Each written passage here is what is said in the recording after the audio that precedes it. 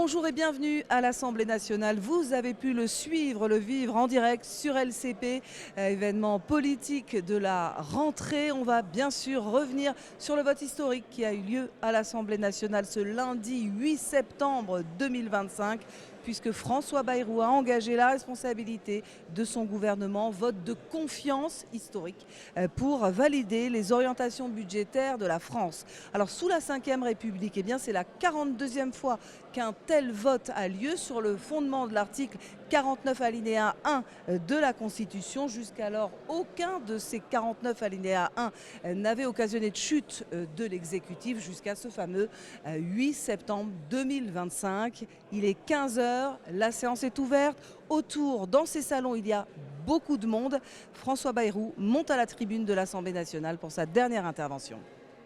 Cette épreuve de vérité, comme chef du gouvernement, avec l'assentiment du président de la République, je l'ai voulu. J'ai voulu ce rendez-vous et certains d'entre vous, les plus nombreux, les plus sensés probablement, ont pensé que c'était déraisonnable, que c'était un trop grand risque. Or, je pense exactement le contraire.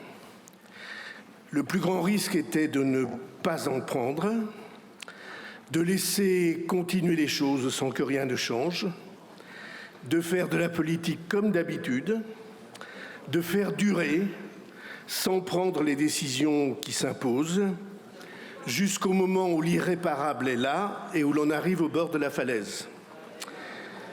Car ce dont nous traitons aujourd'hui, ce n'est pas une question politique, c'est une question historique. Les questions politiques, ce sont celles qui concernent les partis, les rivalités des uns avec les autres et les questions de pouvoir. Les questions historiques, ce sont celles qui concernent les peuples et les nations. Les questions politiques, ce sont celles qui concernent les adultes qui se disputent tout le temps, et les questions historiques, ce sont celles qui concernent les enfants et le monde que nous leur construisons. Les questions politiques, ce sont les questions pour la prochaine élection, mais les questions historiques, ce sont les questions pour la prochaine génération. Des questions pour demain qui se jouent aujourd'hui. Tous nous savons que notre pays, au-delà de l'orientation décisive qui va se trancher aujourd'hui, se trouve devant un immense champ de questions qui vont appeler dans les années qui viennent des changements profonds. Et je veux en quelques minutes, en 5 minutes, vous citer les plus graves de ces questions. Nous sommes devenus depuis l'an 2000 un pays qui produit moins que les autres, moins que ses voisins. Notre retard de production sur nos voisins les plus proches, qu'ils soient allemands ou belges, mesuré par le PIB par habitant, est de 15% notre retard, et sur nos voisins néerlandais de plus de 30%. Et ce, malgré les efforts faits ces dernières années sur la création d'entreprises, sur l'emploi, sur l'investissement, par exemple avec France 2030. Imaginez ce que seraient nos revenus familiaux et les ressources de l'État si nous disposions de 15 ou 30% de plus à partager, nos salaires de 15 à 30% plus importants et les ressources de l'État de 15 à 30% plus abondantes. Si nous avions la production de nos voisins, la France n'aurait aucun problème de déficit, elle n'aurait pas de problème de dette. La production, c'est donc une urgence nationale. Parallèlement, et pas sans lien, nous sommes devant un immense problème d'éducation nationale. Notre école, notre collège, notre lycée, nos universités, jadis autant d'exemples pour la planète entière, sont aujourd'hui déclassés avec une chute sur la maîtrise des fondamentaux, sur l'écrit, sur la lecture, sur la langue, sur l'arithmétique élémentaire, des difficultés sur l'orientation, trop précoces, en tout cas pour moi, trop angoissantes, trop mécaniques, et n'assurant pas la promesse républicaine, égalité des chances, d'où qu'on vienne. Et s'il le faut, deuxième chance, Et encore, troisième chance. Nous sommes devant une immense question de modèle social, inventée il y a 80 ans sous l'inspiration du Conseil national de la résistance et aujourd'hui gravement déficitaire, déstabilisée par le déséquilibre démographique, par le vieillissement des Français et par le déséquilibre du système des retraites. Nous sommes devant une immense question du logement. Logement des familles, parcours de la location à la propriété pour ceux qui le souhaitent, logement des jeunes, logement des étudiants et même jusqu'au logement d'urgence. Le modèle est à réinventer. Nous sommes le pays du monde qui a le mieux identifié l'enjeu écologique, le développement durable, la production décarbonée. C'est une fierté, mais en un temps où cet enjeu est battu en brèche partout sur la planète, c'est un défi de mobilisation générale. Nous sommes devant une immense exigence et une inquiétude liée à la sécurité de tous les jours, au respect de l'intégrité des biens et des personnes. Et nous savons que cette inquiétude, c'est d'abord celle des plus fragiles, et donc sécurité et justice, ce sont les deux faces de notre premier devoir d'État. Nous sommes devant la question que les migrations posent à notre pays et à nos sociétés. Les migrations liées aux différences de développement, à la misère chez les uns avec une démographie expansive, à l'abondance chez les autres avec une population déclinante, sans compter la déstabilisation climatique. Nous avons donc deux obligations, contrôler et maîtriser les arrivées et intégrer ceux qui sont et seront là, les intégrer dans ma conviction, par le travail, par la langue, par l'engagement à respecter nos principes de vie. Et je dois ajouter l'aménagement du territoire dans l'Hexagone, avec des déséquilibres entre les métropoles et les nouveaux déserts français, transport, équipement, centres de décision. Les territoires sont en demande et ont souvent l'impression que nul ne les entend. Et nos outre-mer, avec des enjeux de vie quotidienne et de destin, dont nous savons qu'ils doivent être totalement réinventés, enjeu que le gouvernement a saisi dès son installation. Tout cela est immense et urgent. Magnifique cathédrale à reconstruire pour un peuple qui le mérite, un peuple avec des capacités à nul autre pareil, au premier rang du monde pour les sciences fondamentales, pour les mathématiques, pour la physique, pour la chimie, pour la génétique, pour la pharmacie et pour les technologies, pour le quantique, pour l'algorithmique, pour la robotique, au premier rang dans le monde industriel à l'égard des empires, pour le spatial, pour l'aviation, pour les hélicoptères, pour la construction navale, pour les sous-marins, pour les centrales nucléaires. Mais tout cela, c'est une économie qui a conquis les sommets et qui doit reconstruire les camps de base, rééquilibrer son commerce extérieur, à commencer par le développement de l'agriculture, de l'industrie, de l'automobile, tout secteur où nous avons des atouts à l'équipement de la maison dont nous sommes presque absents. Mais tout cela, toutes ces questions sont aujourd'hui soumises. Allez.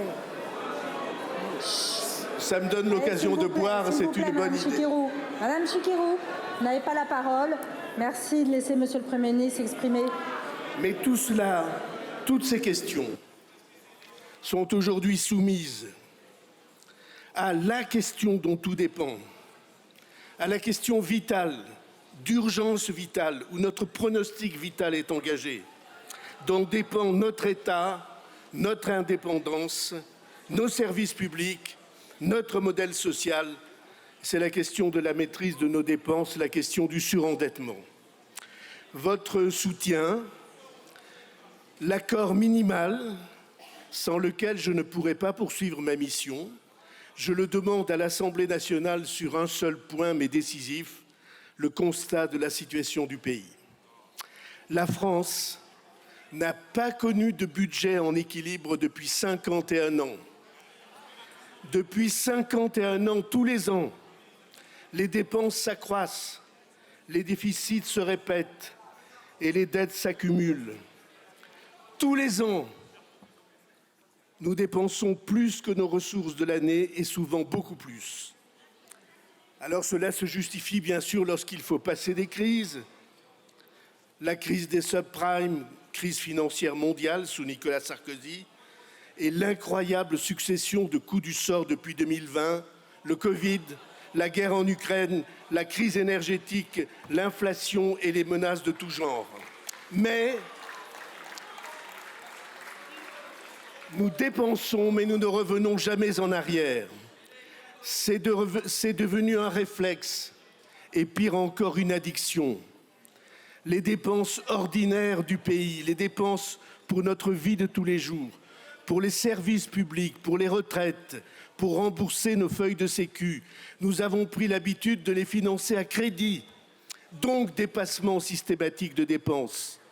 Chaque année, pour acquitter chaque euro de dépenses, chaque euro de dépassement des dépenses, il a fallu emprunter, comme un ménage ou une entreprise emprunte à la banque quand ils ont un déficit. Un euro de déficit, c'est un euro de dette supplémentaire. Et l'addition des déficits par milliards tous les ans nous a conduit à une écrasante accumulation. 3 415 milliards d'euros de dette à l'heure précise où nous parlons. Cette accumulation a un prix. C'est la ponction que le service de la dette représente tous les ans. Ce qu'il faut payer aux créanciers pour les intérêts et la part de capital qu'on doit rembourser. Et cela, on est obligé de l'acquitter, sinon c'est la banqueroute. Si on ne le faisait pas, on ne trouverait plus à emprunter 1 centime. Or, nous ne pouvons pas vivre dans un pays comme le nôtre sans emprunter pour payer les fonctionnaires ou pour les retraites ou pour la Sécu, ni pour remplir nos obligations d'emprunteurs. D'ores et déjà, nos obligations de remboursement annuel et part à rembourser du capital dépassent, et de loin, dépassent ce que notre pays produit en plus chaque année par sa croissance, par ses progrès, en plus de l'année précédente. Il faut avoir les chiffres précis en tête, parce que ces chiffres ne sont pas du tout abstraits. Ils disent une chose évidente et que nous ne pouvons pas faire semblant d'ignorer. Chaque année, à notre rythme annuel de croissance et d'inflation, chaque année, la France, en plus de l'année précédente, produit pour un montant de 50 milliards d'euros environ. Face à ces 50 milliards en moyenne, en 2020, les annuités qu'il nous fallait verser représentaient environ 30 milliards par an. 50, 30. En 2024, c'était 60 milliards. Cette année, 67 milliards. L'année prochaine, en 2026, 75 milliards. L'année suivante, 85 milliards. Et à la fin de la décennie, dit la Cour des comptes, 107 milliards. 50 milliards créés par le travail, plus de 100 milliards transférés à nos créanciers. Le double. Autrement dit, tout le travail, l'inventivité du pays pour progresser pendant une année, tout ce progrès que nous voulons pour les nôtres, pour nos enfants, est entièrement reversé à nos créanciers. Et la majorité de nos créanciers, 60%, sont étrangers. Ce sont donc des dépenses obligatoires totalement improductives. Pas un emploi de plus, pas un service amélioré, pas un équipement mis en place. Notre pays travaille, croit s'enrichir et tous les ans s'appauvrit un peu plus. Mesdames et messieurs les députés, c'est une silencieuse, souterraine, invisible et insupportable hémorragie. Et si c'est insupportable, on ne doit pas le supporter. C'est le sens de la déclaration du gouvernement devant l'Assemblée nationale. Comme capitaine du navire, informé de la voie d'eau, qui s'élargit sans cesse, du flot qui envahit nos cales, je dis que notre devoir est d'abord et tout de suite de nous mettre à l'étancher et de nous y mettre tous. Alors, on me dit, mais c'est pas urgent, ça peut attendre. Vous êtes trop impatient, vous voulez aller trop vite. Le bateau flotte encore. Il ne faut pas troubler les passagers et l'équipage. Là est précisément la confrontation des points de vue. Là est la prise de responsabilité de chacun. Je dis au contraire que si nous voulons la sauvegarde du navire sur lequel nous sommes et sur lequel sont nos enfants, il faut agir sans retard. Et ce n'est pas hors d'atteinte. Cela demande seulement la mobilisation de tous et un effort modéré de chacun si l'on s'y prend à temps. Mais il convient même brièvement d'élargir l'analyse, de dépasser les conséquences que je décris sur la vie des Français et d'envisager, je veux le faire devant vous, ce que seraient les conséquences sur le destin de la France. Nous tous, d'où que nous venions, nous sommes les héritiers de la France. C'est ce destin unique entre les peuples, d'une puissance moyenne par le nombre de ses habitants, mais à vocation universelle, qui nous a fait ce que nous sommes. Et aujourd'hui, le destin de la France, notre nation écrite dans l'histoire, se trouve menacé par nos quotidiennes impérities. Pour une nation, la question de l'influence est vitale, la capacité à faire rayonner ses valeurs, nos valeurs françaises et universelles partout menacées, les droits de l'homme et d'abord le droit des femmes, le droit au respect et à la liberté des femmes, le droit des enfants, le droit à la liberté et au respect de la vie privée, le droit à la libre opinion, à la libre conviction, le droit à la libre religion, à la libre philosophie, le droit à se former. Cet ensemble de droits, comme il n'y en eut jamais de plus complet dans le monde, depuis que le monde est monde, tout cela, qui le défend sinon la France? Et comment la France peut-elle défendre cet ensemble de valeurs, lui donner sens en elle-même et par l'Union européenne, si elle s'avère faible, si elle a perdu sa crédibilité en perdant sa souveraineté? C'est ainsi que nous ne sommes pas à cet instant défenseurs de nos seuls intérêts, de notre santé, de notre prospérité. Nous sommes les défenseurs menacés d'un bloc de valeurs lui aussi menacé. De notre capacité à l'indépendance et à la souveraineté dépend notre capacité d'influence. Du respect que la France impose aux autres dépend le respect qu'on portera à ses valeurs. La soumission à la dette, c'est comme la soumission par la force militaire. Dominée par les armes ou dominée par nos créanciers, du fait d'une dette qui nous submerge, dans les deux cas, nous perdons notre liberté. Et dans les deux cas, il ne tient qu'à nous de nous émanciper, de retrouver le chemin de la liberté. Cela ne demande qu'un effort sur nous-mêmes.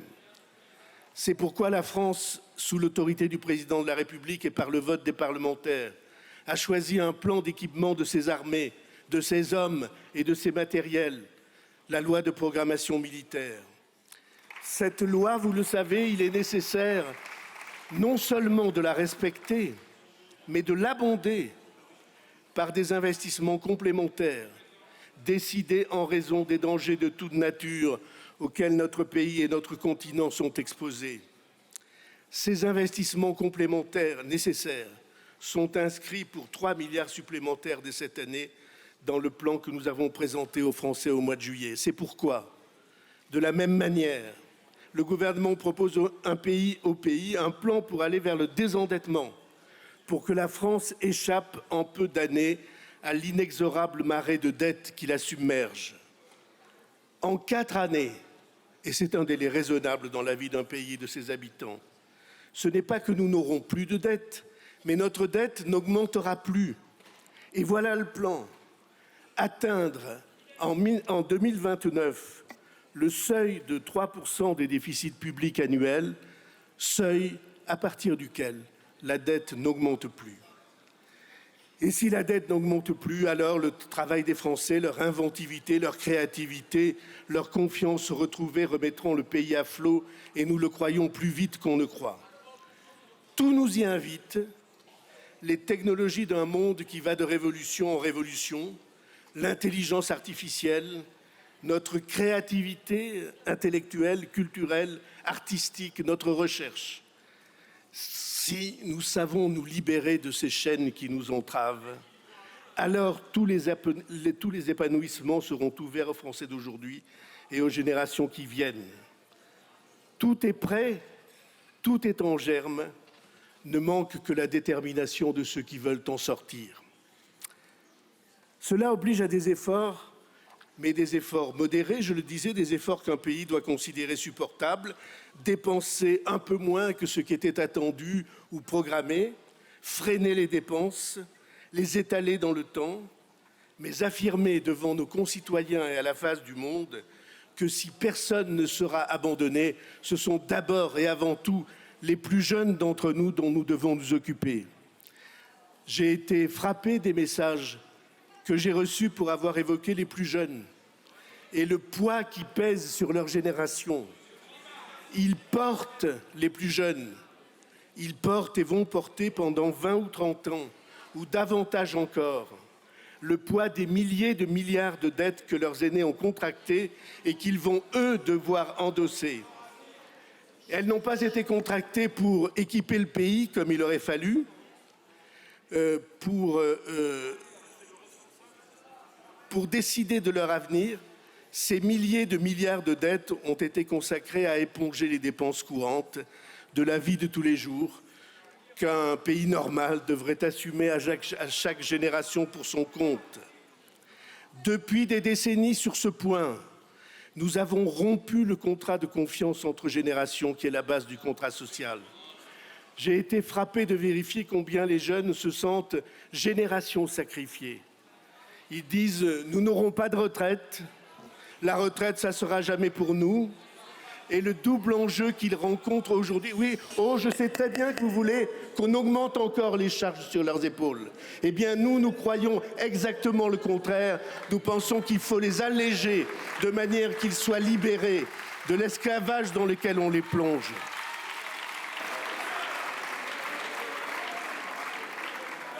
Allez, s'il vous plaît. Chut. S'il vous plaît, silence. Il est simple d'évoquer devant vous le double enjeu que ces jeunes rencontrent et souvent le double échec dans la recherche du travail et la recherche du logement dans certaines villes et certaines régions, et sans compter le logement étudiant. Génération qui ne se voit pas d'avenir commun. Cette situation, pour nous, elle est insupportable du point de vue démocratique, insupportable du point de vue civique, autant que du point de vue moral. La prise de conscience, c'est aussi celle-là, que les plus avancés en âge unissent leurs efforts pour alléger la dette que les plus jeunes devront acquitter. Ne leur dites pas que vous les aimez, que vous veillez sur eux, si vous faites semblant d'ignorer la charge écrasante accumulée sur leurs épaules. J'ai parlé de cette... Si vous criez, je bois, donc c'est une bonne chose.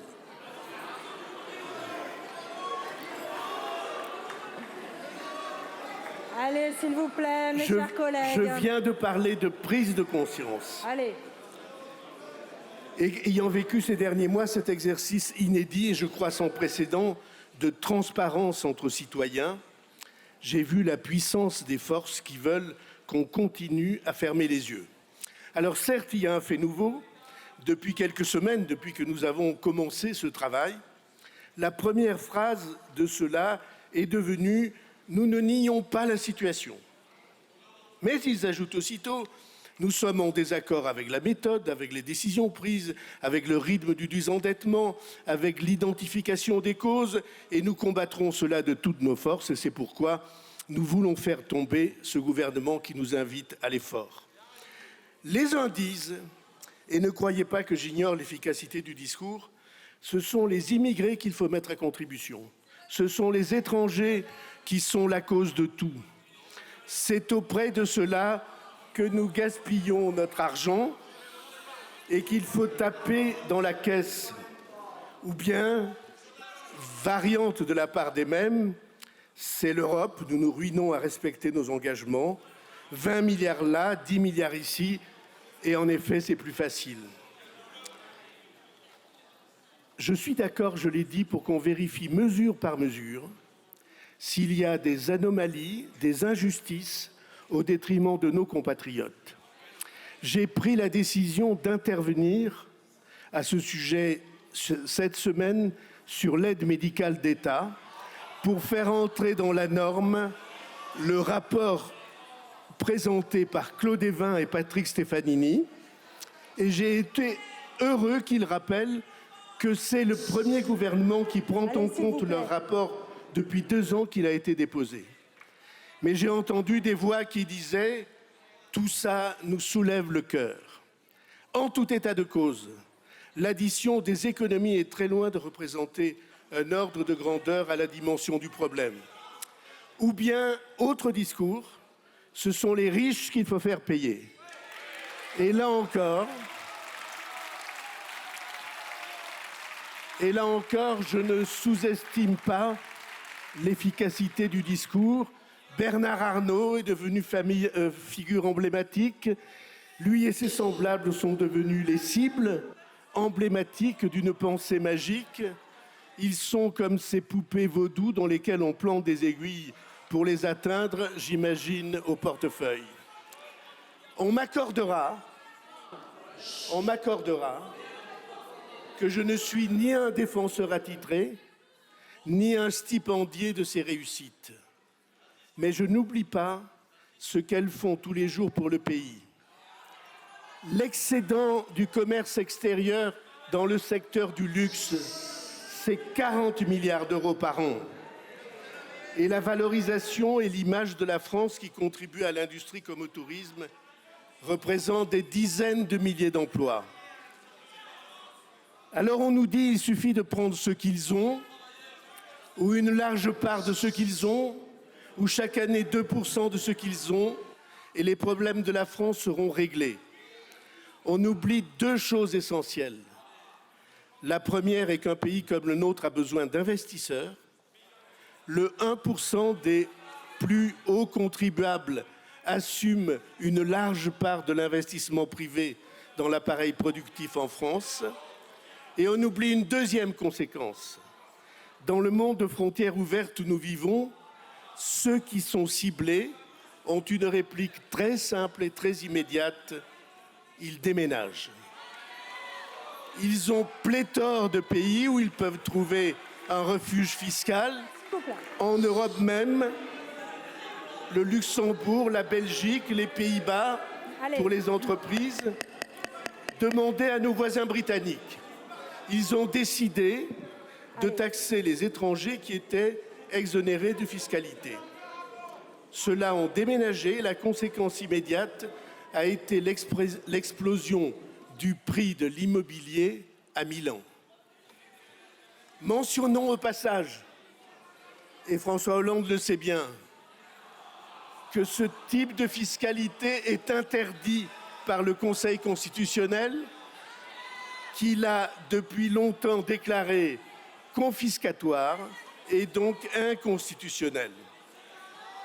Mais je réaffirme ici. Allez, s'il vous plaît. Allez, chacun pourra s'exprimer le temps venu, s'il vous plaît. On écoute le Premier ministre dans le calme. Merci. Chut. Allez. Mais je veux réaffirmer ici qu'il conviendra de trouver un type de contribution qui fasse que les très hauts revenus et les très hauts patrimoines soient appelés à participer spécifiquement à l'effort national et qu'un travail en profondeur soit conduit pour éviter que soient mises en place ou que se perpétuent des stratégies d'optimisation fiscale manifestement anti-égalitaires et bien que juridiquement correctes, moralement discutables. Et j'ai proposé dès la mi-juillet que les commissions parlementaires soient invitées à participer à ce travail de mise au point de cette fiscalité de solidarité. Les solutions de facilité, celles qu'on vante aux Français à longueur de discours, ne suffiront jamais. Notons au passage qu'entre ceux qui affirment « nous allons instituer 20 ou 30 milliards d'impôts nouveaux » et ceux qui stipulent « pas un euro d'impôts supplémentaires », entre ceux qui disent « nous allons prendre les ressources dépensées pour les étrangers » et ceux qui déclarent qu'ils s'y opposeront jour et nuit et jusqu'au bout. La conjonction des forces qui annoncent qu'elles veulent additionner leur voix pour faire tomber le gouvernement, c'est un tohu-bohu qui se prépare pour la France. Et pardonnez-moi de le rappeler à ce moment,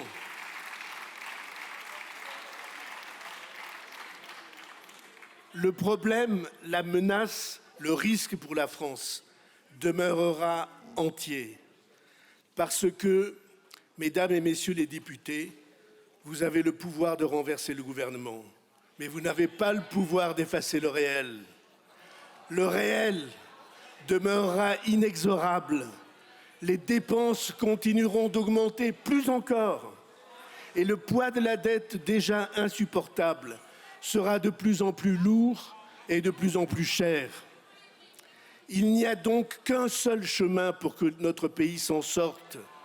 Aujourd'hui, comme dans les années 50, quand le général de Gaulle et un peu plus tôt Pierre Mendès France affirmaient tous les deux, dans le même sens, pour l'un, qu'un pays qui n'est pas capable d'équilibrer ses finances publiques est un pays qui s'abandonne, et pour l'autre, je refuse que l'équilibre des finances publiques se fasse par l'accroissement chronique de la dette. C'est la question précisément qui est posée aujourd'hui. Mesdames et messieurs les députés, dans cette démarche inédite qui vise à mettre tous les parlementaires face à leurs responsabilités propres, personnelles, humaines, tous ceux qui voient bien que quelque chose ne va pas, même s'il est plus commode d'ignorer cette évidence, dans cette démarche, il y a une certaine idée de la démocratie et du gouvernement d'un peuple. J'ai choisi de m'adresser à vous comme si le destin n'était pas écrit, comme si la réponse de l'Assemblée nationale à l'engagement de responsabilité n'avait pas été annoncée partout, à cor et à cri, sur tous les tons et toutes les antennes, de la part du plus grand nombre des groupes de cette Assemblée. Je m'adresse à vous en prenant au pied de la lettre nos principes énoncés à l'article 27 de la Constitution. Le droit de vote des membres du Parlement est personnel, ce qui veut dire en principe que les mots d'ordre n'ont pas leur place ici. Ce qui a sa place ici, c'est la conscience personnelle de chacun des députés de la nation.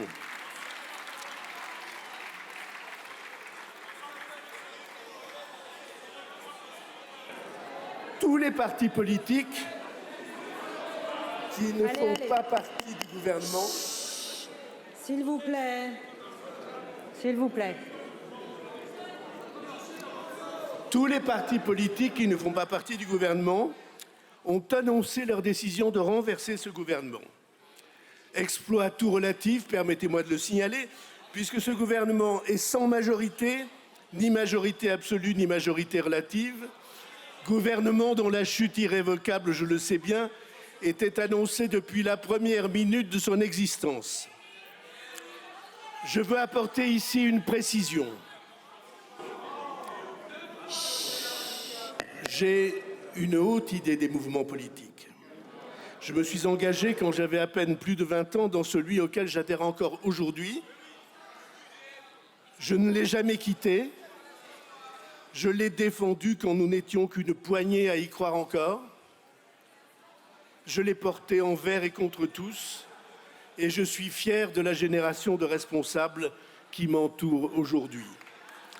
Et je suis certain que sur beaucoup de ces bancs, le même sentiment d'intime fidélité et de fierté avec le parti auquel vous adhérez est partagé. Mais les partis politiques ont aussi un défaut fondamental, qu'a si précisément vu, y compris à son détriment, le général de Gaulle.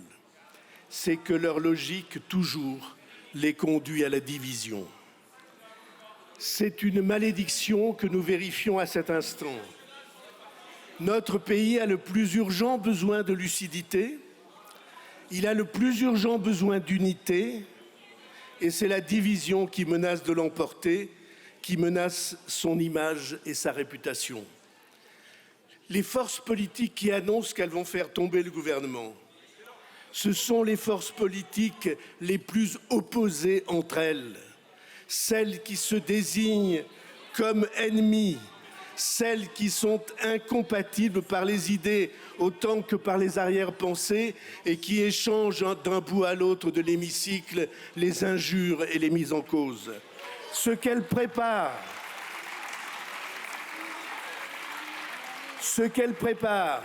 si leur logique de division l'emporte, j'ai déjà utilisé le terme, c'est le tohu-bohu, le désordre, où chacun hurle dans son coin et dont rien de bon ne peut sortir. Le gouvernement, par ma voix, engage devant vous sa responsabilité. Ce qui signifie que par ma voix, à la tribune, il dit « Mesdames et messieurs les députés, le problème dont nous vous saisissons, comme représentants de la nation, nous paraît si grave, il implique si profondément chacun de nos concitoyens qu'il requiert votre soutien. Sans un soutien minimal de la part des Français représentés ici par leurs députés, l'action exigeante et courageuse que la situation implique n'a aucune chance de pouvoir s'imposer. Et s'il n'y a pas ce soutien minimal, cette entente minimale entre les grandes sensibilités du pays sur le constat et sur l'impérieuse trajectoire de redressement, alors l'action du gouvernement serait vouée à l'échec et pire encore, elle n'aurait pas de sens. S'il s'agit toujours de faire semblant, de ménager la chèvre pour obtenir le chou, de se rendre aux logiques de marchandage et de division, de dissimuler l'essentiel pour communiquer sur le secondaire, en sachant qu'on continue la marche vers l'accident, je vous le dis, je ne serai pas l'homme d'une telle politique. Je crois au compromis, mais je crois au compromis quand il respecte l'essentiel, la vérité des hommes et des choses, la hiérarchie des ordres et des urgences. Je crois au compromis qui ne se construisent pas sur l'ambiguïté. Requérir le soutien du pays lorsqu'il faut agir, c'est pour moi l'article 1er du contrat démocratique. Dans des domaines aussi sensibles, je n'ai jamais cru à l'épreuve de force. Je crois à la conviction partagée. Et je crois qu'il convient de vérifier cet accord de fond auprès des Français ou de leurs représentants chaque fois que nécessaire. Ma conviction, c'est qu'au fond, au point où nous en sommes arrivés, il ne reste que deux chemins. Il y a un chemin sur lequel, sur toute la planète, le monde bascule. Le chemin qui considère que la destinée des peuples, c'est d'obéir. Et que pour que s'instaure cette logique autoritaire contre le droit des peuples, le droit de l'homme et du citoyen, tous les coups sont permis, que la fin justifie les moyens, notamment l'utilisation de tous les conflits, de toutes les mésententes, de toutes les calomnies qu'il convient de faire flamber. Et vous voyez sans peine de l'Est lointain, et même de l'Extrême-Orient lointain, à cet Ouest qu'on croyait proche, l'Ouest américain, combien cette conception de la politique au bulldozer, la loi du plus fort, le rapport de force brutal paraît s'imposer, sous les applaudissements des uns et le découragement des autres. Et nous sommes là pour ranimer l'autre projet. Le projet même de la démocratie qui considère plus juste, plus intéressant, plus fructueux de respecter le citoyen même minoritaire et de le considérer comme partenaire et co-responsable de son propre destin. Cette démarche, cette méthode fait de la vérité partagée avec les Français son arme suprême. Cette démarche, cette méthode, elles conduisent à l'unité du pays et elles écartent la malédiction de la division perpétuelle. Quelqu'un que j'aime beaucoup, le philosophe et militant Marc Sangnier, qui siégea dans votre assemblée 2 fois, après la Première Guerre mondiale et après la Deuxième, a défini ce projet de la démocratie.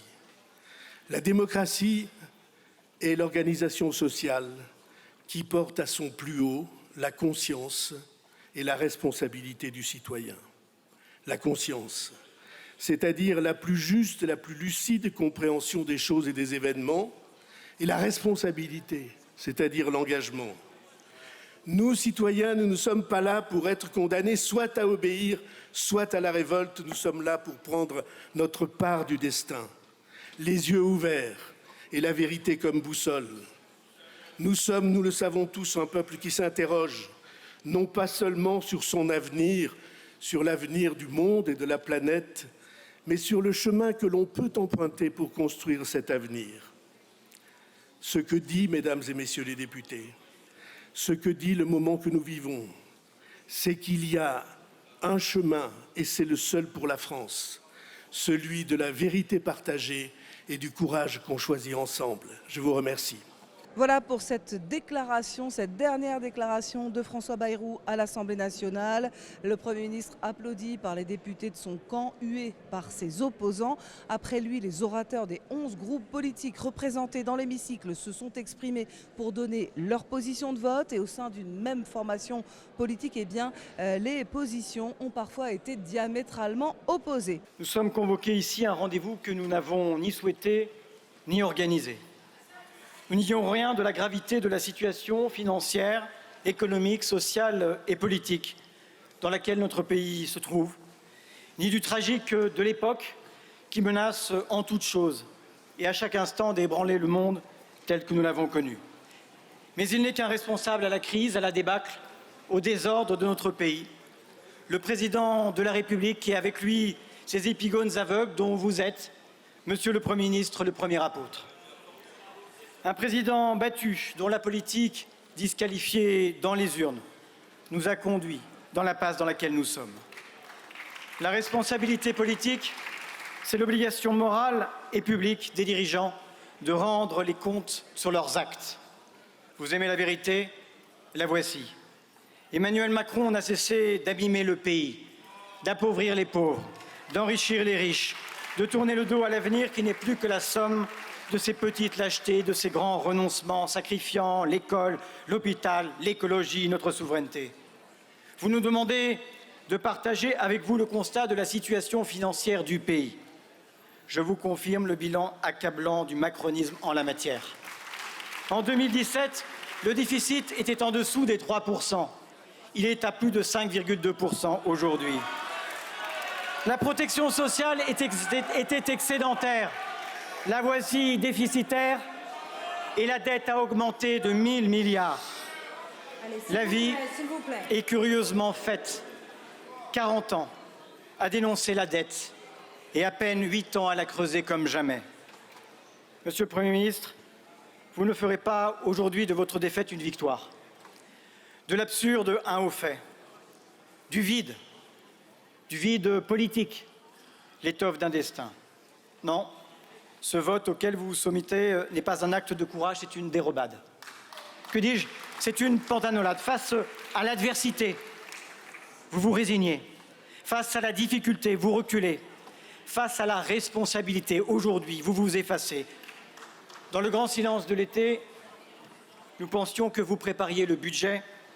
En réalité, vous prépariez votre sortie.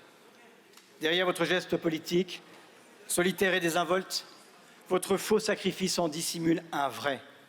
Celui des millions de Français, de l'Hexagone et des Outre-mer, ces précaires, ces mères seules, ces travailleurs qui ne vivent plus de leur travail, toutes celles et tous ceux pour qui la vie est déjà dure.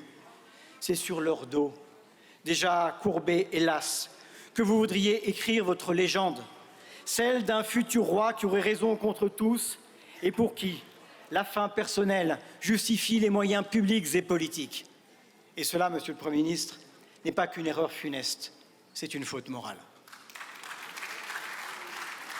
La politique gouvernementale peut à chaque instant tendre à la consolidation des privilèges ou au contraire à l'extension des démocraties.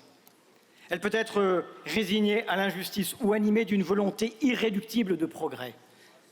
Un homme d'État se juge et se mesure à ce qu'il a voulu et pu faire à cet égard, à l'influence qu'il a exercée sur les réalités, aux effets concrets de son œuvre.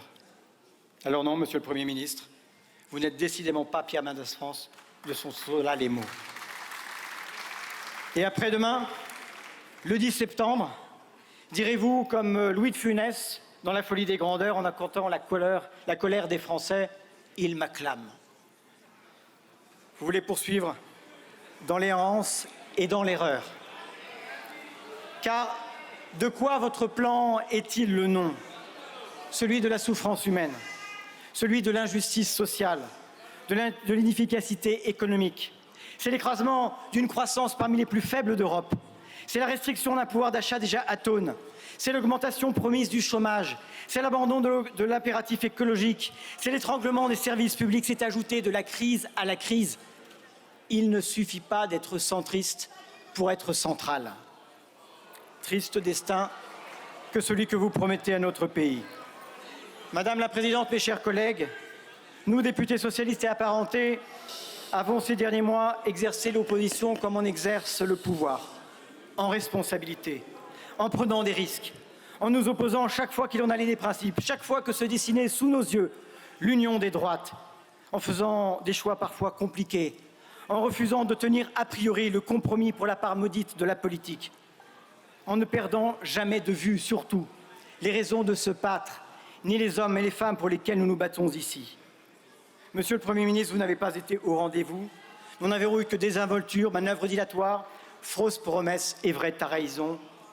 Nous sommes au regret de ne pas pouvoir vous faire confiance.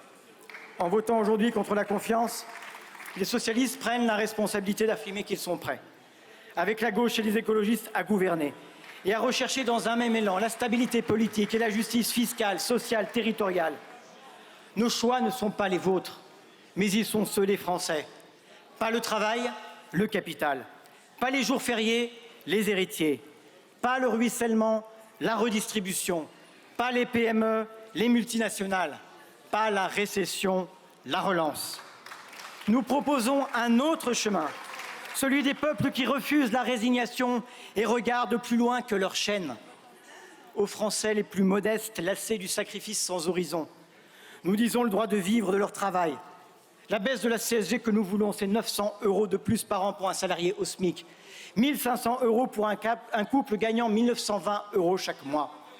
Aux richesses insolentes, aux fortunes doublées en 10 ans, aux grandes entreprises qui paient moins que les PME et profitent davantage, nous disons, le temps du patriotisme économique et de la justice fiscale est venu. À la France, patrie du courage heureux qui doute de son destin, nous disons l'élan plutôt que le déclin.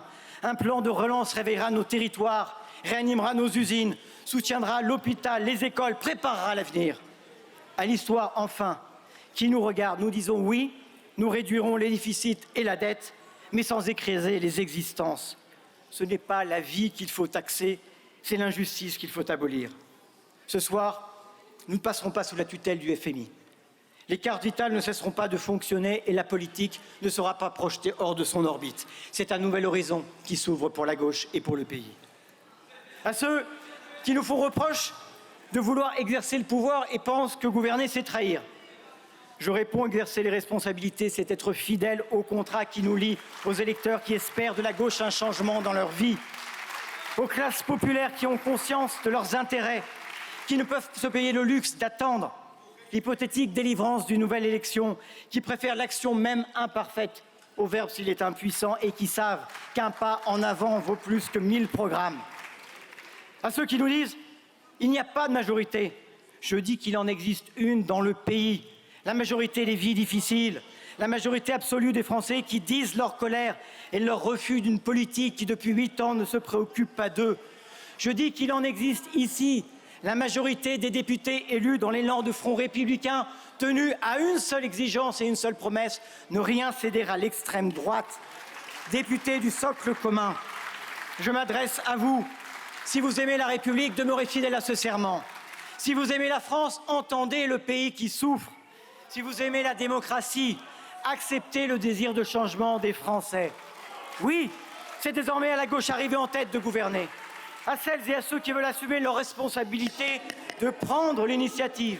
Et comme socialistes, nous ne nous déroberons pas.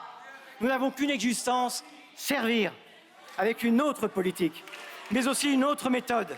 Voilà pourquoi nous dirons que c'est au Parlement, ici, sur la base de nos propositions, sans recours au 49.3, que nous chercherons des majorités autour de quelques priorités qui répondent à l'urgence des Français et aux attentes du pays, jusqu'à la grande explication, jusqu'au grand rendez-vous démocratique de 2017. Négocier, ce n'est pas capituler ni renoncer à ses espérances. Ce n'est pas nier le dissensus, solder le désaccord ou fabriquer des majorités artificielles. Vous êtes la droite, nous sommes la gauche. Mais c'est un acte de confiance dans la démocratie parlementaire et dans les forces républicaines qui peuplent notre Assemblée et qui peuvent se retrouver dès demain. Mes chers collègues, Victor Hugo nous avertissait ici, il y a 175 ans, parce qu'il haïssait la catastrophe et détestait les écroulements. Un homme assez insensé pour dire l'humanité ne marche pas. Dieu répond par la terre qui tremble. Aujourd'hui, aux hommes assez insensés pour espérer des artisans du naufrage, les moyens de s'en sortir, le pays répond par un cri. Ce cri qui monte, il faut l'entendre aujourd'hui. Il est encore celui de l'espoir, ne le décevons pas.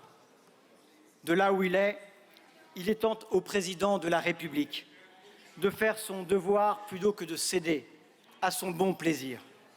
Nous sommes prêts, qu'il vienne nous chercher. Je vous remercie, Monsieur le Président Vallot.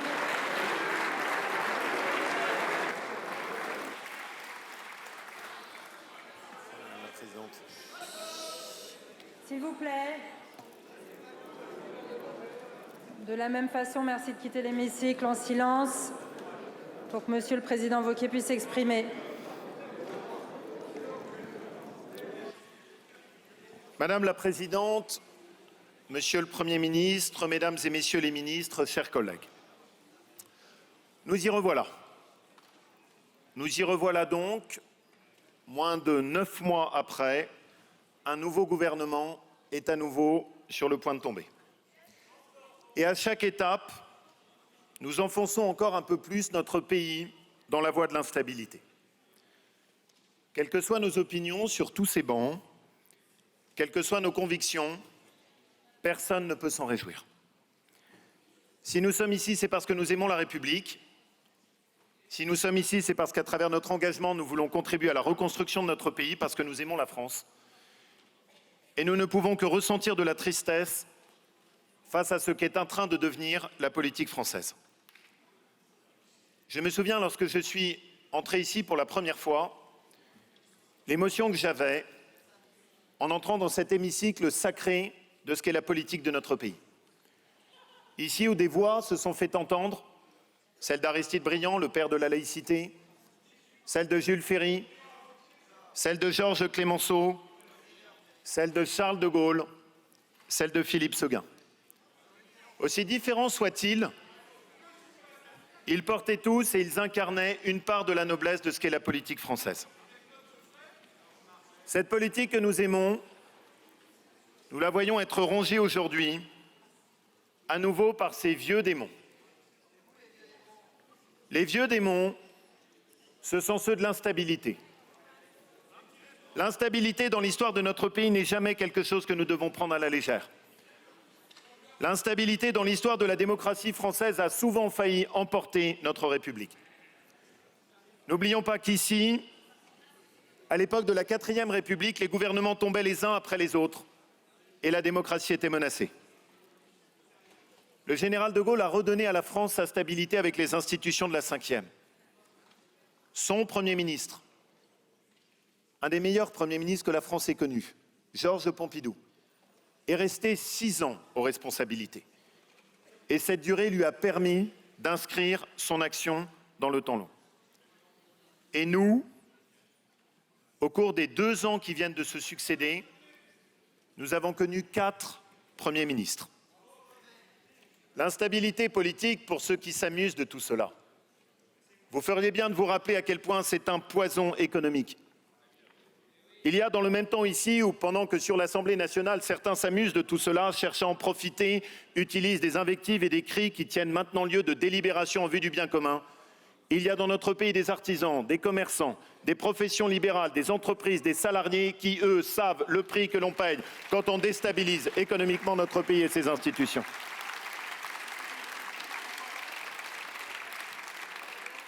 Et tous les Français en payent les conséquences.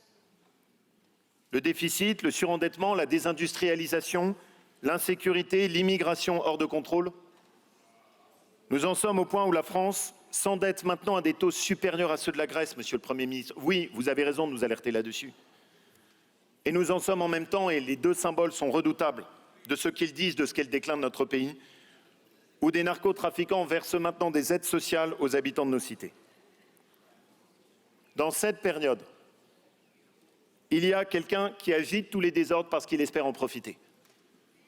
Dans cette période, il y a quelqu'un qui n'attend que le chaos parce qu'il espère la révolution. C'est Jean-Luc Mélenchon. Et la récupération politique qu'il cherche à faire du mouvement du 10 septembre est le signe de sa stratégie du chaos.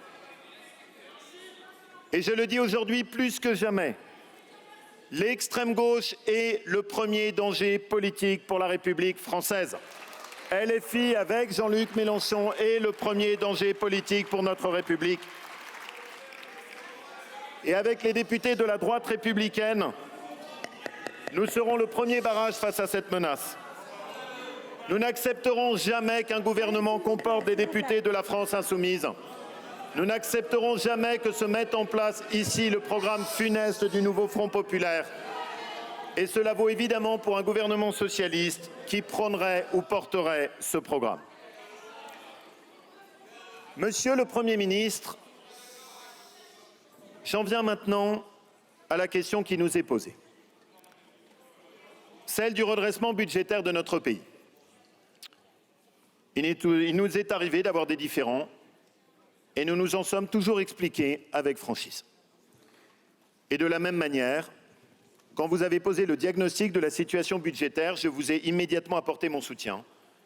Parce que, et je le reconnais, vous avez eu le courage depuis longtemps de dire la vérité sur l'état de nos finances et de poser ce débat fondamental pour l'avenir du pays. Oui, la situation budgétaire de la France appelle un sursaut collectif, c'est une évidence. Oui, nous ne pouvons plus continuer à laisser filer notre dépense publique. Oui, et j'aimerais bien qu'on le rappelle, nous ne devons jamais oublier que si les Français sont accablés d'impôts et de charges, c'est parce que l'État dépense trop. Et quand il y a une colonne où l'on accumule la dépense publique, de l'autre côté, il y a nécessairement une colonne où l'on va augmenter les impôts sur la France qui travaille. Et ceux qui prétendent qu'il y aurait de l'argent magique et des impôts à augmenter quelque part en protégeant les autres trompent les Français, parce qu'à l'arrivée, ce sont toujours les classes moyennes qui payent le fardeau de cette dépense publique. Tout ceci a des conséquences. Plus encore que la dette, vous l'avez dit, c'est l'intérêt de la dette qui nous met en péril. Parce que plus notre dette augmente, plus nos intérêts sont chargés et plus chaque année, nous finissons par payer nos créanciers au lieu de préparer notre avenir. Et le jour n'est pas loin où nous allons tout simplement consacrer plus de budget à rembourser les intérêts de la dette qu'à former nos enfants. Tout est dit sur le chemin du pays. Alors face à cela, il y a ceux qui affirment que l'on pourrait dépenser sans compter. Et il y a ceux qui affirment que l'on peut continuer à augmenter les impôts dans un pays qui en détient le record. Ça n'est pas un débat nouveau dans la démocratie. Nous sommes ici et nous siégeons avec devant nous cette tapisserie qui illustre les philosophes de l'Antiquité grecque. Au IVe siècle avant Jésus-Christ, la démocratie athénienne, berceau de la démocratie, fait face aux assauts de Philippe II de Macédoine. Et il y a dans l'Ecclésia, cela devrait vous inspirer un peu, et il y a dans l'Ecclésia un débat sur précisément le même que nous avons aujourd'hui, la gestion de la dépense publique. Et il y a ceux qui pensent que l'on peut continuer à dépenser sans compter. Et il y a face à eux cette belle figure de la démocratie athénienne, Démosthène, qui lui dit « La réalité démentira vos chimères et il faut en politique savoir préférer les paroles qui sauvent aux paroles qui plaisent. » Je vous reconnais, Monsieur le Premier ministre, d'avoir fait ce choix.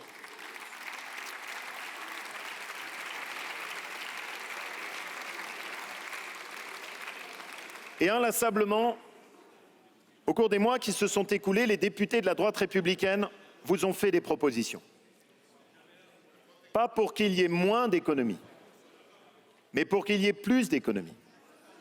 Nous les avons formulées, nous les avons documentées, y compris en juillet, en proposant des économies plus importantes sur la bureaucratie administrative, les 80 milliards de toutes ces agences et de ces comités que les Français ne supportent plus. en proposant des économies plus importantes sur les dépenses liées à l'immigration et en proposant des économies sur la lutte, j'y reviendrai, contre l'assistanat. Sur tous ces sujets, les députés de la droite républicaine n'ont jamais été dans la posture, ils ont toujours été force de proposition. Et je regrette, Monsieur le Premier ministre, que ces propositions n'aient pas été plus reprises. C'est donc avec d'autant plus un sentiment de gâchis que je m'adresse à vous aujourd'hui. Nous vous avons toujours dit que nous ne signerions pas un chèque en blanc. Nous vous avons toujours dit que nous défendrions nos convictions. Nous étions prêts à nous engager collectivement pour le redressement budgétaire. Mais pourquoi avez-vous autant de mal à convaincre? Je pense qu'il faut s'y arrêter un instant pour en tirer les leçons nécessaires. Je ne crois pas un instant que les Français soient aveugles sur la situation du pays. Je ne crois pas un instant que les Français refusent l'effort de redressement budgétaire. Je crois l'inverse. Mais je crois qu'ils ont juste deux exigences. Deux exigences au fond très simples. La première, que ce soit par des économies, des vraies économies, et pas des augmentations d'impôts déguisées. Et la deuxième, que ce ne soit pas toujours les mêmes qui payent, pas toujours la France qui travaille, pas toujours la France qui a travaillé toute sa vie. Or, Monsieur le Premier ministre, le vote que vous avez sollicité est bien évidemment un vote sur la question du principe du redressement financier. Nous n'avons aucun problème là-dessus, je l'ai toujours dit, et toujours porté, et toujours mis en œuvre. En revanche, évidemment, nous ne pouvons pas ignorer que vous avez également présenté, avant l'été, un chemin de redressement budgétaire, et notre vote se prononce évidemment aussi par rapport aux pistes que vous avez mises sur la table. Et les Français réagissent aussi par rapport à cela. Et dans ce budget, deux éléments ont suscité du rejet. Le premier, c'est qu'il y a des économies, bravo, mais il y a aussi des augmentations d'impôts déguisées. Et ça, je pense profondément que c'est une erreur. La deuxième, c'est cette mesure qui a tant fait réagir. La suppression de 2 jours fériés, en demandant à la France qui travaille de travailler plus sans être rémunérée et de continuer à payer des impôts et des charges pour que d'autres continuent à toucher les aides sociales. Vous connaissez nos convictions.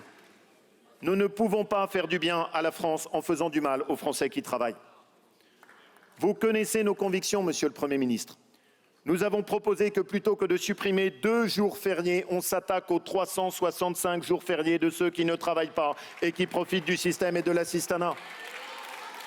Vous connaissez nos propositions. Nous avons proposé qu'il y ait une loi de lutte contre l'assistanat qui permette de créer une allocation sociale unique fusionnant toutes les aides sociales existantes et en plafonnant à 70% du SMIC pour qu'on ne gagne jamais plus d'argent en restant chez soi qu'en travaillant. Gardez le social, bien sûr, mais arrêtez l'assistanat et revalorisez enfin le travail. La clé du sursaut français sera dans cette revalorisation du travail. Monsieur le Premier ministre, vous m'aviez donné votre accord. Vous m'aviez dit que vous étiez prêt à entendre la parole et à clarifier la position. Cette parole, nous l'avons attendue et nous ne l'avons jamais entendue. Et je le regrette, je vous le dis avec la même franchise. Parce que si vous aviez écouté la France qui travaille, vous auriez aujourd'hui le soutien unanime des députés de la droite républicaine. Tel n'a pas été le cas. On ne vous demandait pas de vous renier. Je ne vous demandais pas moins d'économies, mais plus d'économies. Vous avez fait un choix, je le respecte, mais je ne demande jamais aux députés de mon groupe de voter contre leur conscience. Certains voteront pour, sans enthousiasme, et ce sera mon choix. D'autres, et leur position est tout aussi respectable, ne voteront pas pour tout simplement parce qu'ils considèrent que le cœur des convictions de notre groupe, c'est-à-dire la défense de la France qui travaille, n'a pas été écouté. Pour ceux qui aiment la grande politique, celle qui est faite de panache, celle qui est faite d'audace, il n'y a rien de réjouissant dans la situation présente. Oui, l'Assemblée nationale est divisée. Il suffit d'écouter les commentaires qui fusent dans tous les sens pour le mesurer. Oui, il n'y a pas de majorité absolue. Oui, la situation suppose des compromis. Et nul ne peut prétendre plaider pour un gouvernement chimiquement pur Parce que quand on dit cela, on ment aux Français. Ces scénarios improbables, d'où qu'ils viennent, sont des chimères. Il y a ceux qui disent dans cette période qu'à cela ne tienne, ajoutons du blocage au blocage, tout ira mieux. Il y a ceux qui plaident pour des élections législatives anticipées, alors que tout montre qu'elles ne changeraient rien aux divisions de l'Assemblée et ajouteraient de l'instabilité. Et il y a ce que je crois être notre devoir dans cette période imparfaite. Essayer de faire du travail utile. La France a besoin d'un gouvernement, elle a besoin d'un budget, elle a besoin d'un minimum de stabilité. Et nous devons tirer les leçons des erreurs du passé parce que sinon les mêmes causes produiront les mêmes effets. Si l'on veut donner un minimum de stabilité à un gouvernement, il faut changer la méthode. Et je n'ai pas changé de conviction. On ne peut pas se contenter de désigner, chers collègues, une personnalité, quelle qu'elle soit, Premier ministre à Matignon, à qui l'on signe un chèque en blanc sans avoir défini de programme de travail. Aucune démocratie mature et sérieuse au monde ne fait cela. Quand il y a la nécessité de définir une coalition, quand il y a la nécessité de définir, et je plaide pour cela en discutant au lieu de fixer des lignes rouges insensées avec des gens avec lesquels on ne partage pas nécessairement les mêmes opinions, mais parce que l'on veut donner un minimum de stabilité, eh bien il faut assumer de commencer par se mettre autour de la table pour définir un programme de travail. Parce que s'il n'y a pas ce programme de travail en amont, au fur et à mesure que le temps passe, les ambiguïtés, les supercheries se découvrent, le travail devient de plus en plus difficile et rien ne peut tenir. Il faut tout avoir dit avant pour que l'on puisse faire après. Le Premier ministre doit discuter ce programme de travail pour qu'il puisse ensuite permettre à l'ensemble des formations politiques de prendre leur position en leur âme et conscience, s'ils veulent y participer, s'ils se contentent de le soutenir sans y participer, ou s'ils veulent s'y opposer. Sans cela, il ne pourra y avoir de stabilité. Merci. Car nous serons ballottés au gré du vent sans même avoir pris la peine de définir le cap à suivre. Et merci de conclure. Ce cap à suivre, c'est celui que nous voulons avec la droite républicaine, le redressement d'une France qui travaille pour la reconstruction de la France, agir même dans cette période difficile. Merci à vous. Merci beaucoup.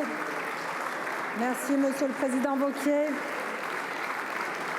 Monsieur le Premier ministre, aujourd'hui, votre gouvernement tombera. Cela ne fait aucun doute. Il n'y a ni suspense, ni hésitation. Dans quelques heures, vous présenterez au Président de la République votre démission, sans que cela ne soulève ni tristesse, ni regret. De vous, nous ne retiendrons que vos mensonges délétères, constatant votre inaction face aux violences à Notre-Dame de Bétarame, votre hasardeuse priorité quand vous choisissez de prendre un jet pour Pau plutôt que d'être aux côtés des sinistrés de Mayotte, et votre impeccable sens du timing quand vous choisissez de redonner de la splendeur à votre bureau de maire alors que vous annoncez aux Français qu'ils vont devoir se serrer la ceinture. Votre départ est un soulagement. Il serait presque une satisfaction s'il n'était pas accompagné de l'incertitude de la suite. Car le sujet du jour n'est pas tant votre gouvernement que ce qui adviendra dans les prochains jours. La logique voudrait qu'après la fin précoce du gouvernement Attal, la censure de Michel Barnier et l'échec de votre gouvernement, enfin, les choses changent. La lucidité impose de reconnaître que la crise que nous traversons n'est pas un problème de casting, que changer de visage sans changer de politique n'entraînera que davantage de déception et d'instabilité, que dans une assemblée sans majorité, personne ne peut imposer sa politique sans tomber, d'autant plus quand vous vous obstinez à mener une politique massivement rejetée par les Français. Aucun chantage, aucun discours catastrophique et aucune tournée des plateaux de télévision ne permettra de construire une stabilité politique. La stabilité politique, le lent rétablissement du lien de confiance entre les citoyens et leurs élus ne peut advenir que d'une seule manière, par le respect du vote. Le choix de près de 33 millions de Français nous oblige, car l'histoire retiendra que face à la grenade dégoupillée d'Emmanuel Macron, face à son mépris, à sa brutalité, à son abus du pouvoir, le peuple français s'est levé. Nous l'avons entendu dans l'intervention de M. Wauquiez, Le socle gouvernemental est déjà en train de se disloquer. Ils ne savent que voter sur ce vote de confiance. Cela renforce l'isolement présidentiel et l'hyper-présidentialisme d'une 5e République à bout de souffle. Alors, Monsieur le Président de la République, puisque vous êtes le point de blocage, entendez que la cohabitation décidée par les Français depuis déjà plus d'un an s'impose à vous. La question qui nous est posée aujourd'hui n'est pas celle d'un seul homme, pas celle de son gouvernement, ni même celle des réponses précises à apporter. Non, la question qui nous est posée est de savoir si nous avons, quelles que soient nos différences, le courage de voir la vérité en face. Dire les choses telles qu'elles sont, c'est reconnaître que depuis 50 ans, le choix de la facilité face aux attentes de l'opinion publique, la démagogie qui caractérise trop souvent la guerre rangée qu'est la politique ont conduit à accumuler une dette que nous ne pouvons plus supporter. Nous en sommes tous responsables, tous, ceux qui ont gouverné et ceux qui les ont poussés, sans gouverner, à la dépense. Depuis les années 70, nous avons multiplié les engagements, sans jamais solder les comptes. À chaque crise, financière, sanitaire, énergétique, nous avons repoussé l'échéance, convaincus qu'un jour meilleur réglerait nos contradictions. Mais ce jour n'est jamais venu. L'irresponsabilité de certains, c'est d'avoir sans cesse réclamé plus de dépenses. Et la nôtre, sans doute, c'est d'y avoir trop cédé. La vérité, c'est aussi de dire que les conséquences de nos choix, ou plutôt de nos non-choix, ont été reportées sur ceux qui n'avaient pas voix au chapitre, les jeunes et les générations futures. Et c'est cette chaîne d'irresponsabilité que nous devons briser aujourd'hui, sans quoi nous ne leur lèguerons pas un héritage, mais un fardeau, pas un espoir, mais un avenir entravé, pour ne pas dire impossible. Mais mes chers collègues, il n'est pas trop tard pour faire face à ces réalités. Nous pouvons faire ensemble le choix d'affronter la vérité des chiffres pour reprendre le contrôle, avant qu'ils ne prennent de manière irrémédiable celui du destin de notre pays. C'est même la condition sine qua non à l'émergence de compromis forts, équilibrés et surtout justes. C'est ce chemin que vous proposez, Monsieur le Premier ministre, avec cette déclaration, celui que nous avons toujours défendu au groupe Les Démocrates. Nous sommes convaincus que cette Assemblée n'est pas condamnée à l'affrontement stérile. Et nous pouvons être les artisans d'un rassemblement de femmes et d'hommes qui veulent chercher des solutions plutôt que des slogans, qui veulent être utiles plutôt qu'applaudis et facilement populaires, en cédant finalement aux tentations populistes, qui mettent l'intérêt du pays au-dessus des partis et qui ne pensent pas que nous irions mieux avec le chaos. Chaos qu'un certain nombre organise jusque dans l'enceinte même de cette Assemblée tous les jours. Voilà la méthode que nous devons revendiquer, partir de la vérité, dialoguer dans le respect et construire dans l'intérêt général. La dette publique s'élève à plus de 3 400 milliards d'euros, engendrant ainsi une explosion des intérêts qui ont tout simplement doublé entre 2021 et 2024. Cette situation nous met en risque dès aujourd'hui en freinant la confiance des ménages et l'investissement de nos entreprises et impacte directement notre pays et les générations futures pour les décennies à venir. Mesurons bien la charge que nous laisserons à nos enfants et qui, chaque heure, augmente de 18 millions d'euros. Avec les crises politiques et économiques que nous traversons, nos objectifs doivent être résolument raisonnés.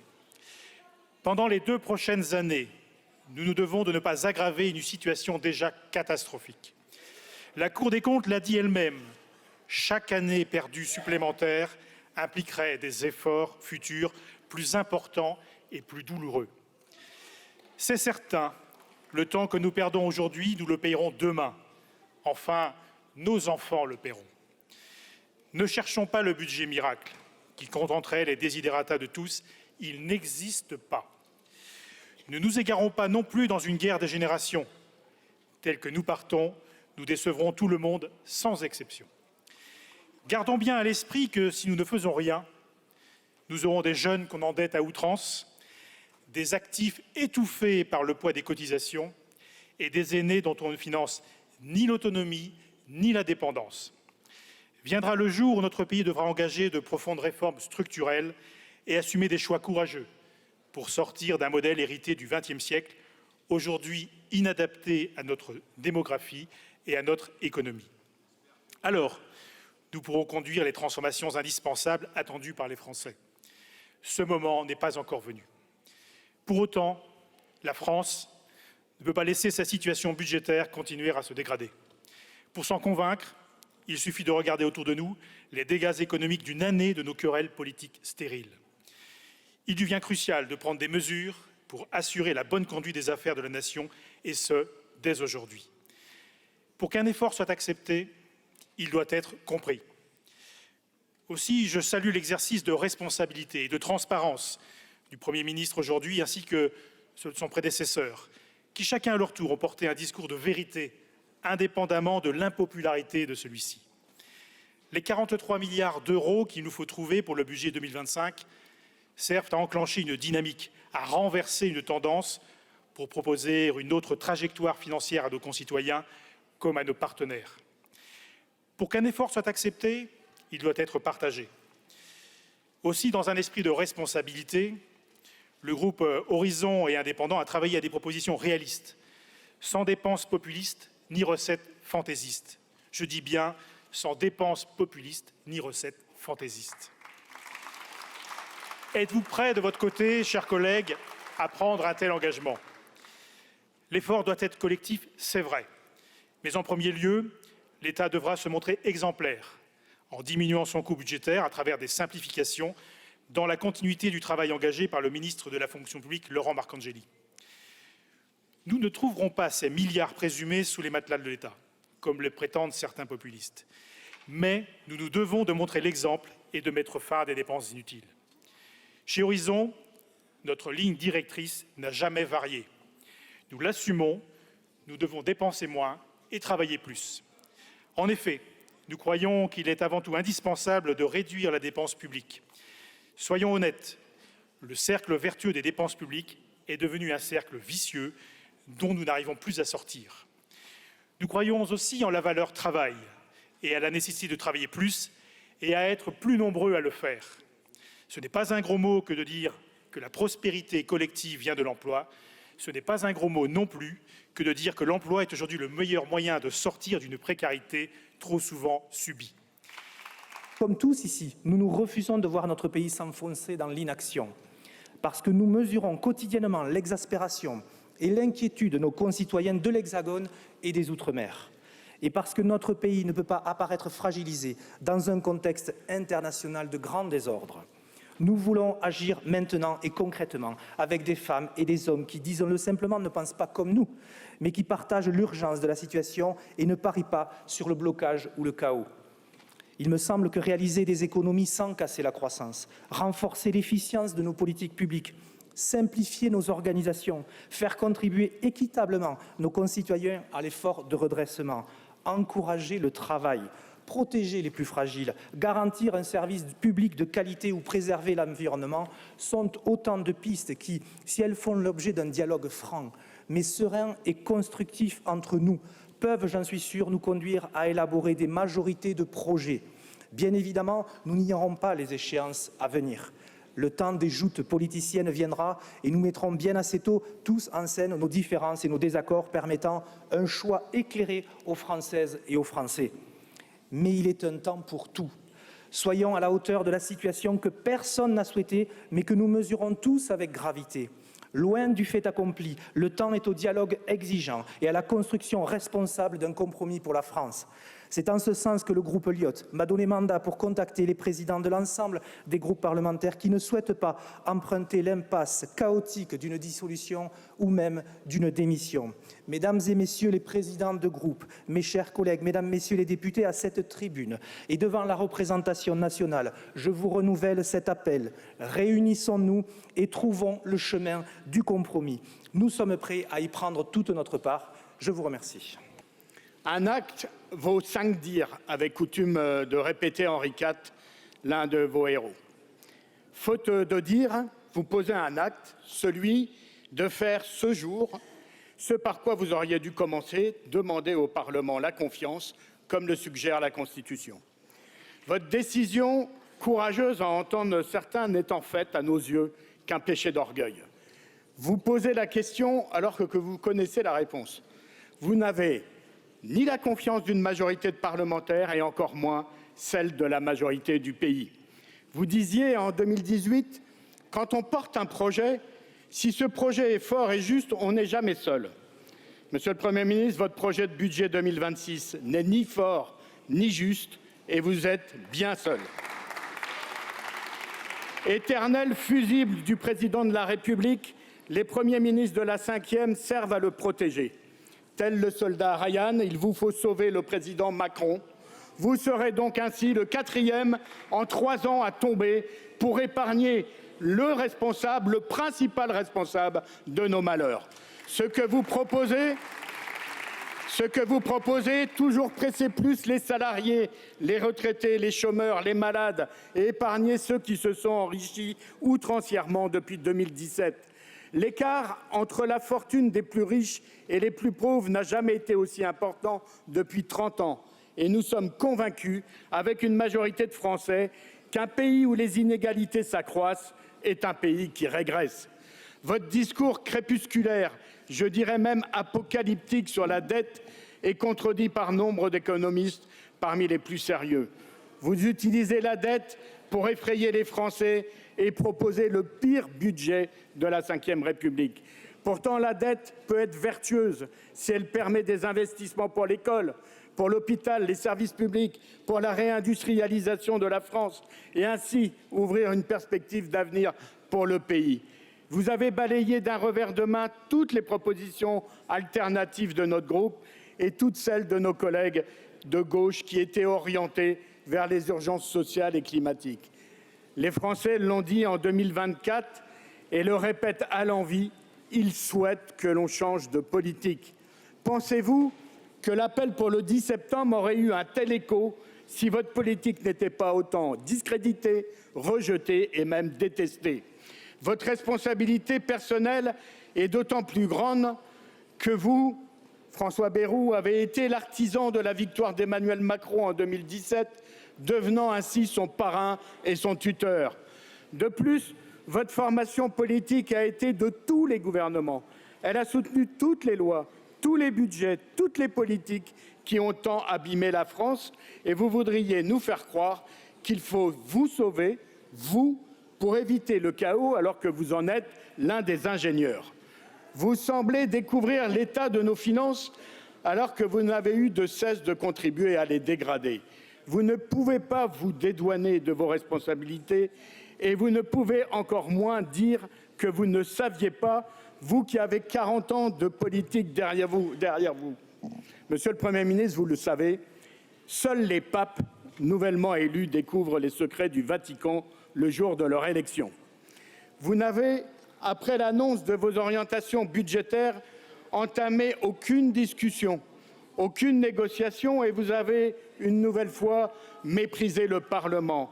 Vous avez tenté de diviser les syndicats, ils viennent de vous répondre par la mobilisation du 18 septembre dans l'unité retrouvée la plus large. Vos méthodes de discussion sont des leurs. Derrière chacune des mesures que vous avez annoncées de votre budget et qui ne sont pour vous que de froides colonnes de chiffres, je vois, moi, des visages des familles de ma circonscription.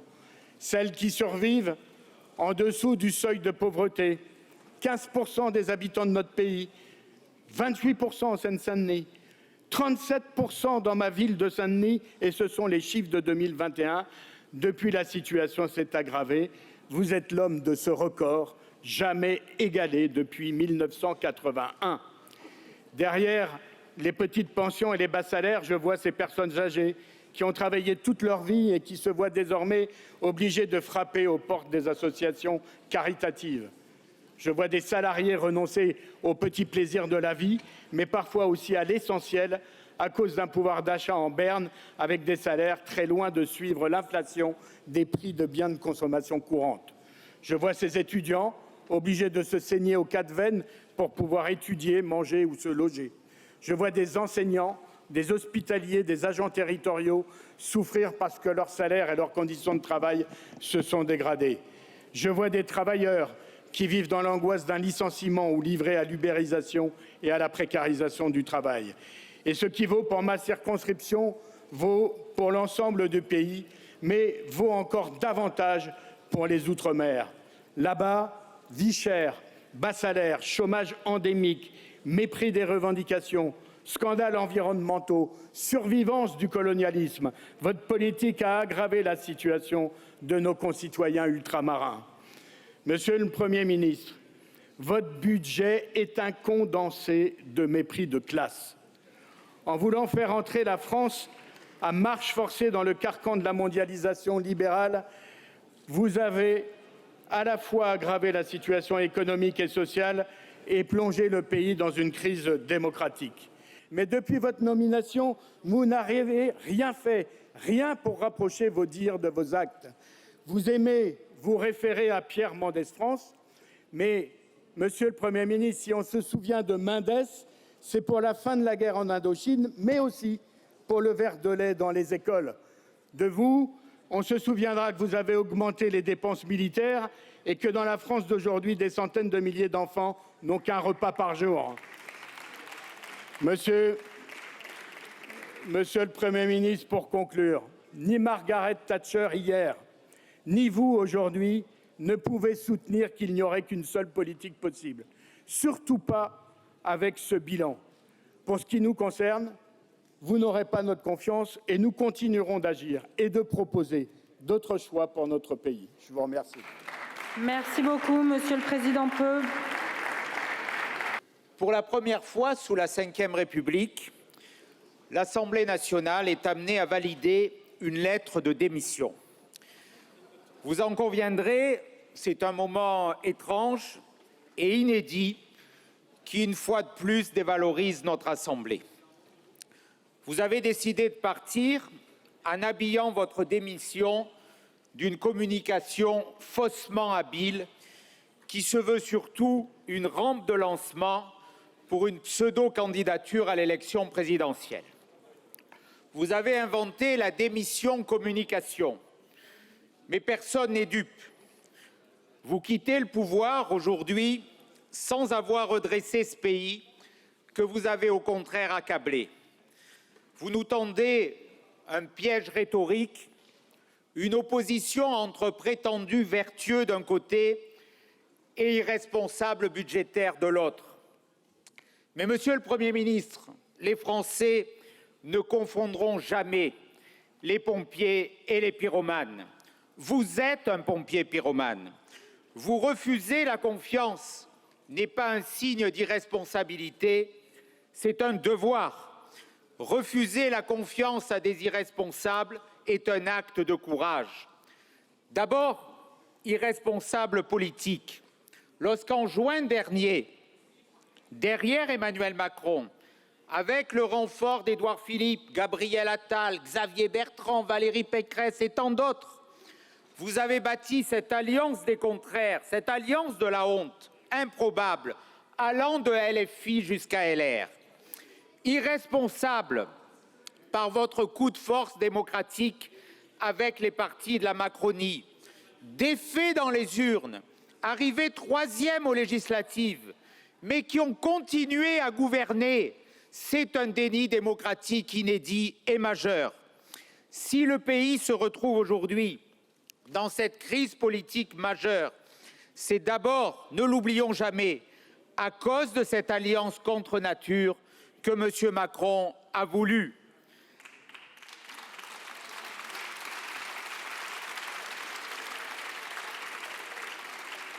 Irresponsable économique ensuite. 1 200 milliards d'euros de dettes supplémentaires depuis 2017 et la présidence d'Emmanuel Macron. 400 milliards sous la présidence de François Hollande que vous avez soutenu en 2012, quelque part que vous avez fait élire. 66 milliards de charges de la dette, plus 60% depuis 2017, plus que n'importe quel budget d'un ministère aujourd'hui. J'y rajouterai le record européen de la dépense publique, le record mondial des prélèvements obligatoires. Oui, irresponsable. Irresponsable et paralysé par une idéologie en tout point socialiste. Vous posez aujourd'hui une fausse question, profondément hypocrite. Et oui, Monsieur le Président, très socialiste. Oui, la situation est dégradée. Nous le savons, nous la connaissons, nous la vivons, nous la subissons. Nous n'avons pas besoin de commentateurs pour nous la décrire. Nous n'avons pas besoin de constats, nous avons besoin d'actes et d'actes courageux. Vous n'êtes pas l'homme du redressement. Vous êtes au contraire, avec Emmanuel Macron, les artisans de la débâcle française. Alors, comment pourrions-nous faire confiance à ceux qui ont mis la France dans cet état? Vous craquez des allumettes sur des flaques de kérosène depuis 8 ans. Mais nous devrions vous faire confiance pour éteindre l'incendie. Douce blague. Par lâcheté, par absence de courage, vous avez reculé devant chaque réforme structurelle. Non, Monsieur le Premier ministre, la politique n'est pas que l'art de la communication, pas l'art du commentaire, mais elle doit être celui de l'action courageuse et vertueuse.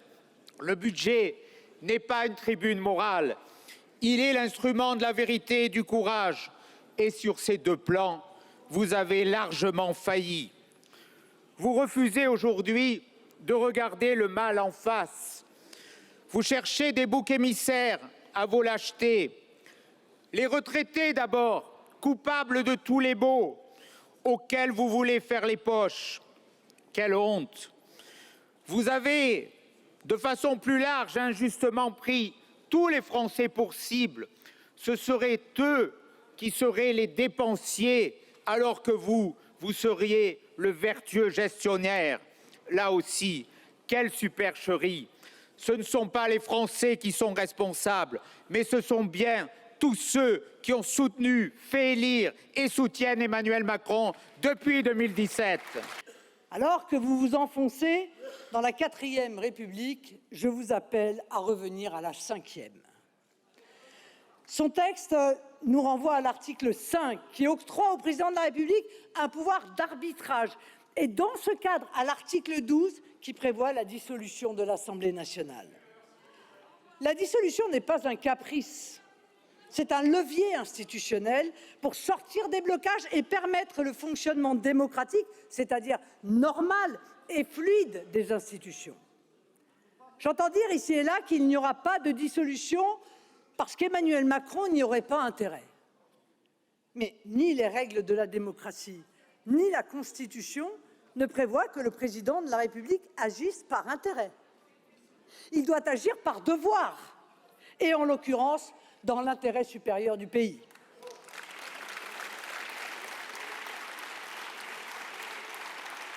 Et s'il dispose de pouvoirs pour permettre l'exercice de la démocratie et le fonctionnement des institutions, c'est pour les mettre en œuvre quand la situation l'exige. Tout laisse penser juridiquement, politiquement, voire moralement, que la dissolution n'est donc pas pour lui une option, mais une obligation. Or, en dehors de la dissolution mécanique d'après-présidentielle ou de la dissolution ubuesque de 1997, le droit de dissolution a trouvé dans l'histoire à s'appliquer dans plusieurs circonstances précises. En 1962, quand le gouvernement n'a pu disposer de majorité stable. En 1968, quand le pays fut soumis à une grave crise sociale et politique.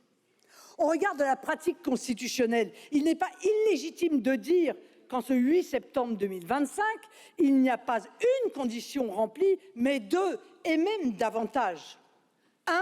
Le pouvoir législatif est paralysé par une absence de majorité. 2. Le pays connaît une crise sociale latente qui peut exploser à tout moment. Et 3.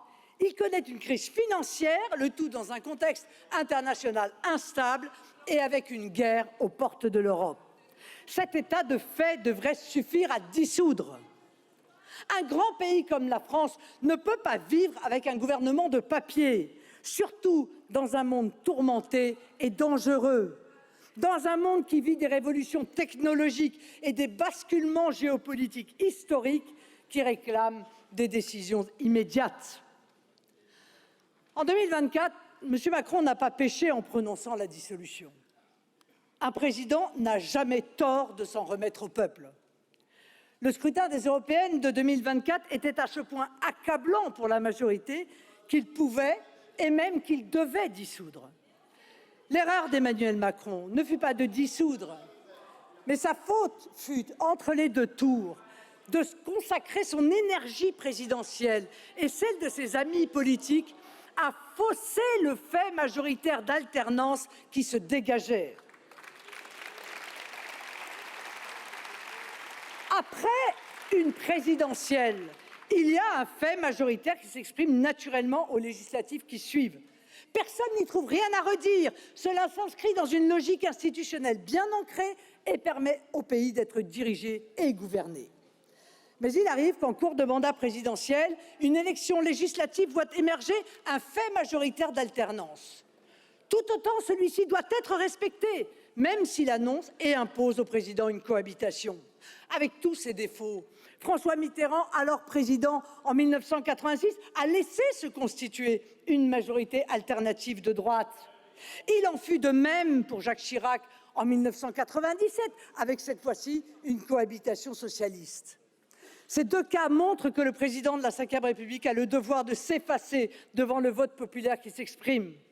Quand il y a blocage, le rôle d'arbitre tel qu'il est dévolu au président par la Constitution est de renvoyer la représentation parlementaire vers le peuple et de laisser s'exprimer le choix des électeurs sans utiliser le second tour pour fausser les logiques électorales. On avait déjà vu le procédé au régional de 2015, quand dans les Hauts-de-France et en PACA, le second tour fut utilisé pour interdire des alternances locales qui étaient plébiscitées au premier tour. Ces manœuvres d'instrumentalisation des seconds tours sont des dévoiements de la démocratie. Imaginerait-on un arbitre de football qui s'emparerait du ballon parce que l'équipe qui a sa préférence est en train de perdre? On le voit, tout réside dans l'impartialité et le sens des responsabilités démocratiques avec lesquelles le président exerce son rôle d'arbitre. À l'issue du vote, M. Macron doit au moins une fois se résoudre à sortir de son rôle de chef de la majorité pour enfin assumer, si toutefois il en est capable, son rôle de président de la République. En ces circonstances, le président n'a qu'une possibilité, convoquer de nouvelles élections et laisser le pays choisir, et s'il le décide, de choisir une majorité d'alternance. S'il s'implique dans la campagne, s'il sort de son rôle d'arbitre pour devenir joueur, il accepte par avance d'en assumer les conséquences politiques en cas de défaite.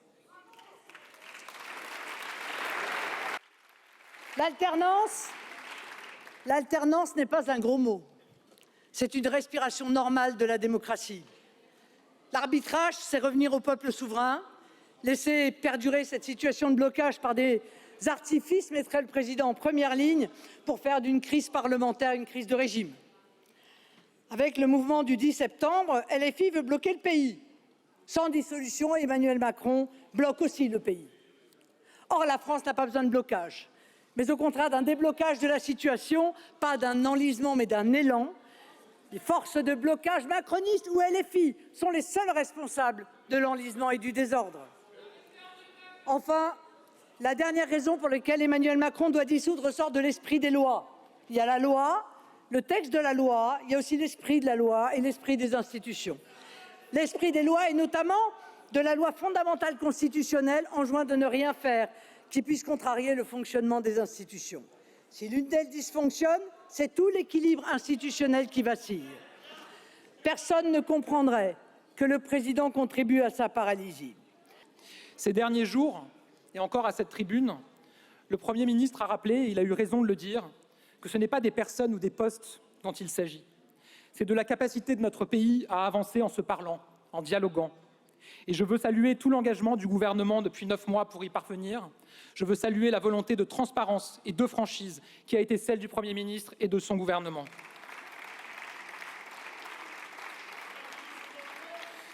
Nous avons tous des désaccords avec le budget présenté par le gouvernement.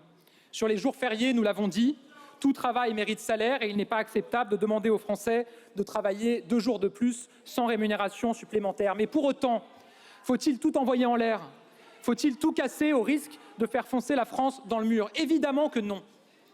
Tout à l'heure, Aucun des députés de mon groupe ne votera pour donner un chèque en blanc au gouvernement. Aucun des députés de mon groupe ne votera pour valider le budget. Mais les députés de mon groupe voteront tout simplement pour l'intérêt général, pour la stabilité, pour éviter à tout prix de perdre un temps précieux alors que nous avons besoin d'un budget. Alors plutôt que de céder au plaisir des gros titres, ayons le courage de l'action. Nous avons un devoir, protéger la France pour qu'elle reste debout. Et avec mon groupe, nous serons toujours en première ligne pour une France debout. Bien sûr, j'entends les désaccords. Ils sont parfois profonds. Je ne nie pas nos divergences, elles sont parfois massives. Mais je ne demande à personne de renoncer à ses convictions. Je ne me fais aucune illusion. Je ne propose ni pacte de gouvernement, ni contrat de coalition. Ce que je propose, c'est un accord d'intérêt général pour que les 18 mois devant nous soient des mois utiles. Pour que les 18 mois devant nous ne soient pas ceux du blocage à répétition et de l'impuissance publique. Oui, nous avons 18 mois, pas pour réécrire l'histoire, pas pour promettre une révolution à crédit. 18 mois pour chercher des convergences d'intérêt général, trancher les urgences, protéger les Français et préparer l'avenir. Alors trouvons ensemble un budget et quelques réformes que nous sommes prêts à mener ensemble. Bâtissons cet accord d'intérêt général autour d'une feuille de route précise que chacun parmi les forces républicaines pourra soutenir. Acceptons le compromis chacun et nous y sommes prêts. Mesdames et messieurs les députés, faire chuter le gouvernement ne résoudra rien, ni aux défis de la France, ni aux problèmes des Français, ni à la dette qui continuera à peser sur eux. Cela n'aura qu'un seul effet, nous retarder. Nous retarder dans la course contre la montre pour bâtir un budget avant le 31 décembre. Nous retarder dans la compétition internationale, nous retarder et retarder notre pays tout entier. Alors pour 18 mois, trouvons un accord d'intérêt général. Et pour la suite, ne soyons pas dupes, nous aurons besoin de tout réinterroger, de tout revoir, tout refonder. Le moment que nous vivons n'est pas une crise de plus, une crise encore, une crise de trop. Elle dit quelque chose de plus profond. Nous traversons une crise de modèle. Notre modèle de société est né dans l'après-guerre, dans un pays à la natalité en plein essor, dans un monde où la mondialisation n'était même pas un concept, où les technologies étaient rudimentaires au regard des nôtres. Ce modèle, nous lui devons beaucoup. La protection, la reconstruction, l'ascension sociale de millions de familles. Mais aujourd'hui, tout a changé. L'intelligence artificielle est en train de bouleverser le monde et change jusqu'à nos manières de penser le travail, la santé, l'éducation. Le dérèglement climatique accélère et ses conséquences sont de plus en plus concrètes et destructrices pour nos concitoyens. Notre démographie change, rebattant toutes les équations de la solidarité. La démocratie elle-même, la République telle que nous la connaissons, est parfois remise en cause, soumise au doute, à la tentation autoritaire. La réalité, c'est qu'on ne peut pas faire tourner la France de 2025 avec un modèle de 1945. Et si l'examen du budget est devenu, année après année, un moment de crispation, un moment d'affrontement, un moment d'instabilité, c'est parce que ce moment du budget met au jour, chaque année plus violemment, le fossé béant entre le modèle de l'après-guerre et les réalités du monde d'aujourd'hui. Chaque fois, nous tordons un peu plus le fil, nous tordons un peu plus les faits, mais cela ne suffit plus, cela ne suffit pas, cela ne suffira pas. C'est un changement de modèle que nous devons mener. Alors bien sûr, nous aurons tous l'occasion de proposer, de débattre, de nous opposer. Bien sûr, les Français trancheront sur le modèle qu'ils souhaitent voir émerger. Mais si nous ne réagissons pas, si nous ne nous entendons pas pour les 18 prochains mois autour d'un socle minimal de budget et de mesures très claires, il sera peut-être trop tard.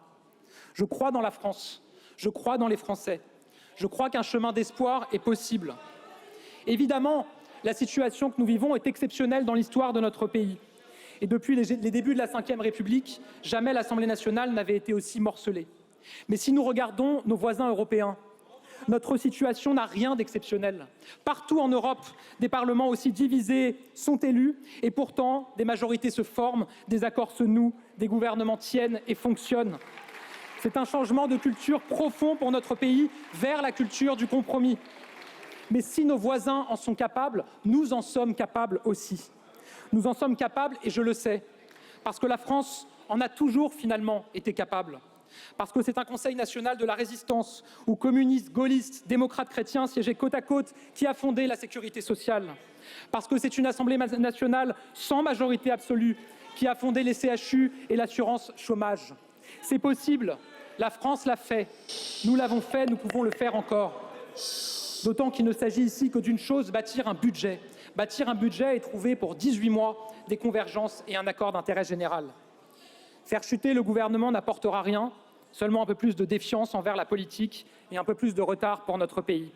Alors faisons enfin passer les idées d'abord et ayons le courage du dialogue. Je vous remercie. Présidente, ministre, collègues, Monsieur le Premier ministre, comment pourrions-nous vous faire confiance alors que vous faites confiance à Emmanuel Macron? Ce jour est historique. Pour la première fois en Ve République, un gouvernement tombe à la suite d'un vote de confiance. Mais qu'on ne s'y trompe pas, ce n'est pas seulement vous, mais votre politique et le monde qu'elle défend qui doivent être défaits. Car, Monsieur le Premier ministre, vous n'êtes qu'un visage du sursis que le président a souhaité accorder à sa politique, le dernier visage d'une politique illégitime et obstinée. C'est ce qu'Emmanuel Macron avait oublié de préciser. Avec vous, l'argent ne ruisselle qu'à la naissance sur les bien-nés. Vous avez fait de la France une société de caste archaïque où l'héritage concentre 60% du patrimoine national. Comme au XIXe siècle, les 10% des plus riches concentrent 80% des actifs financiers et professionnels. Mais comment vous en vouloir? Vous en faites partie. Pour être dans ces gouvernements très courts mais très sélects, il faut posséder au minimum 3 logements. Il faut de préférence être millionnaire, comme c'est le cas de 22 de vos ministres, qui ont généralement hérité de leur fortune. 104 millions d'euros, c'est le patrimoine cumulé des ministres au pouvoir. La vérité de votre politique se trouve là. Mais vous n'êtes pas les seuls. L'extrême droite, votre assurance vie, apprend beaucoup de vous.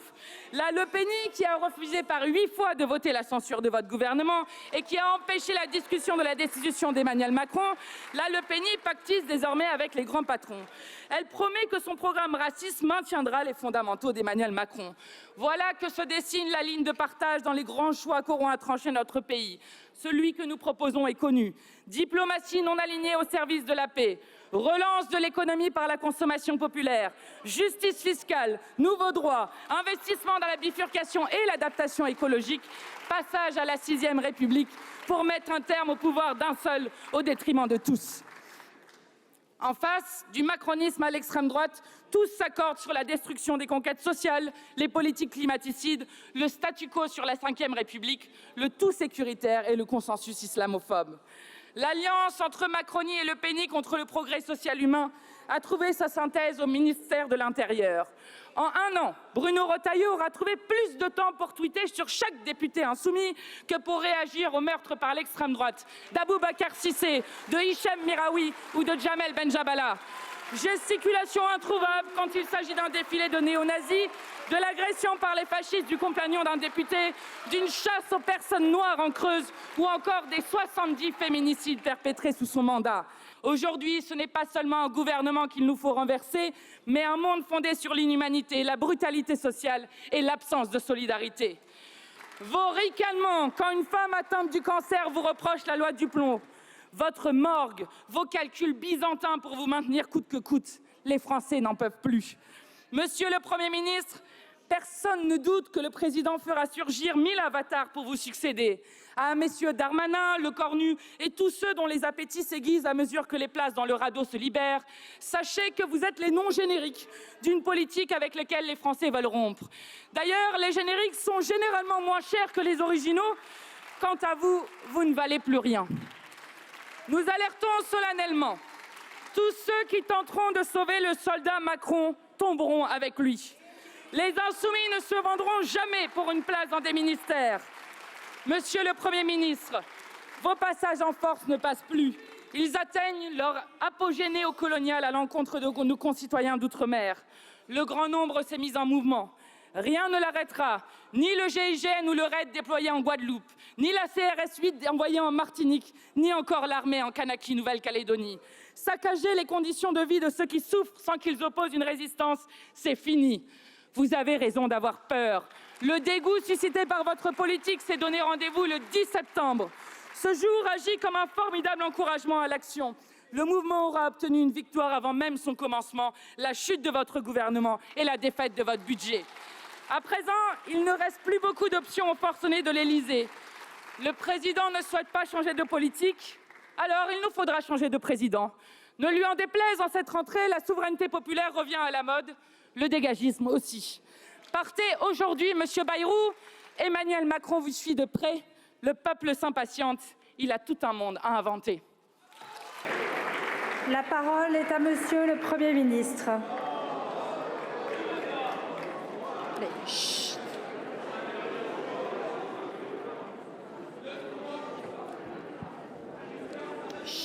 Merci Madame la Présidente. Je ne répondrai pas aux polémiques et je ne répondrai pas aux propos insultants. Comme je me suis efforcé à la tribune de ne pas prendre à partie les uns ni les autres. Parce que le moment que nous vivons est, à mes yeux, assez important, non pas du tout pour le Premier ministre, non pas du tout pour le gouvernement, mais il est important pour le Parlement et il est important pour le regard que les Français portent sur le Parlement.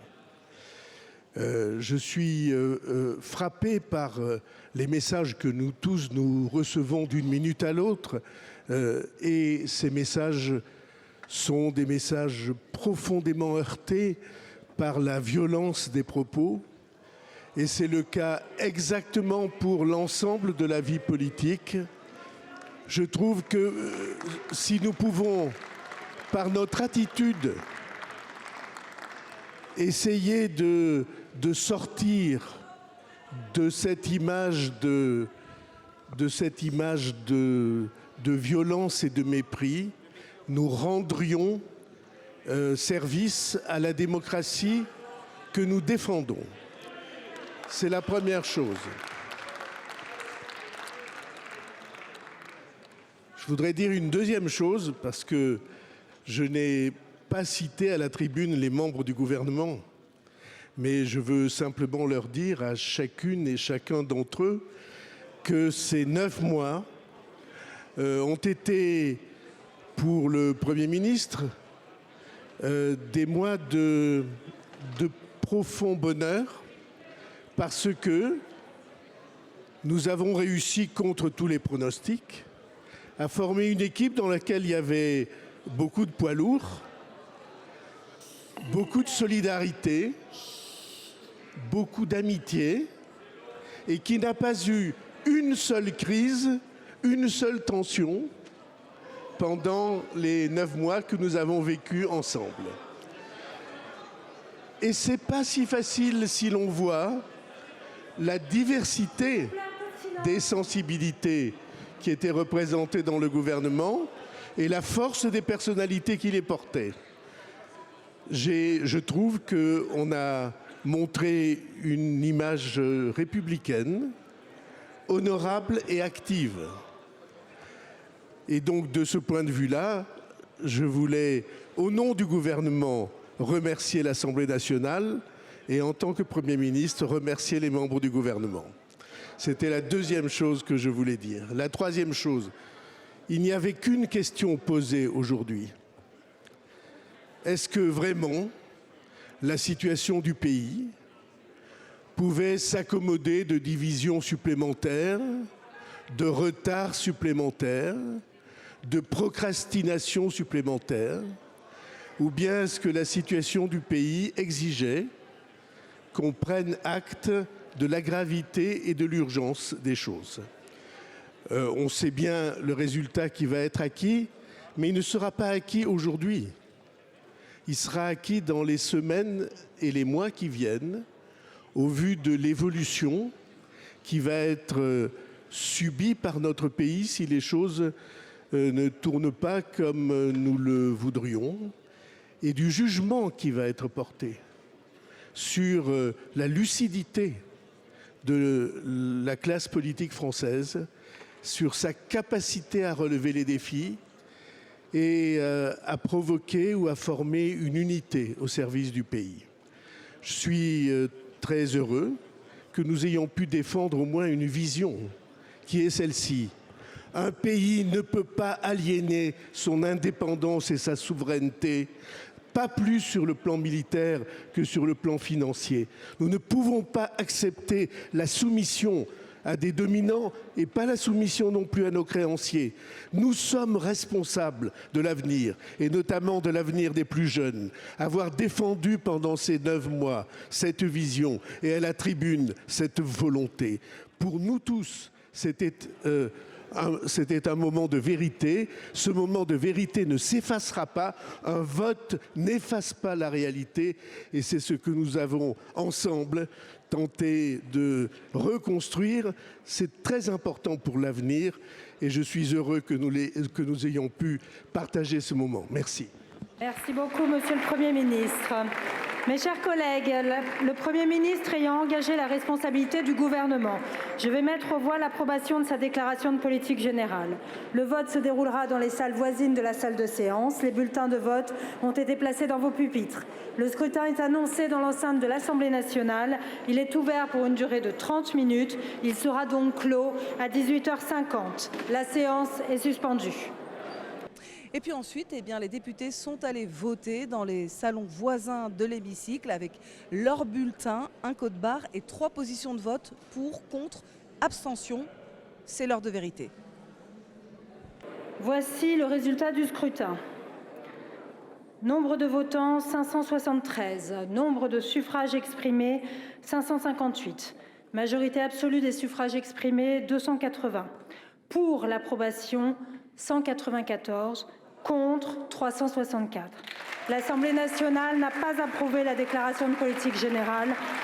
Conformément à l'article 50 de la Constitution, le Premier ministre doit remettre au Président de la République la démission du gouvernement.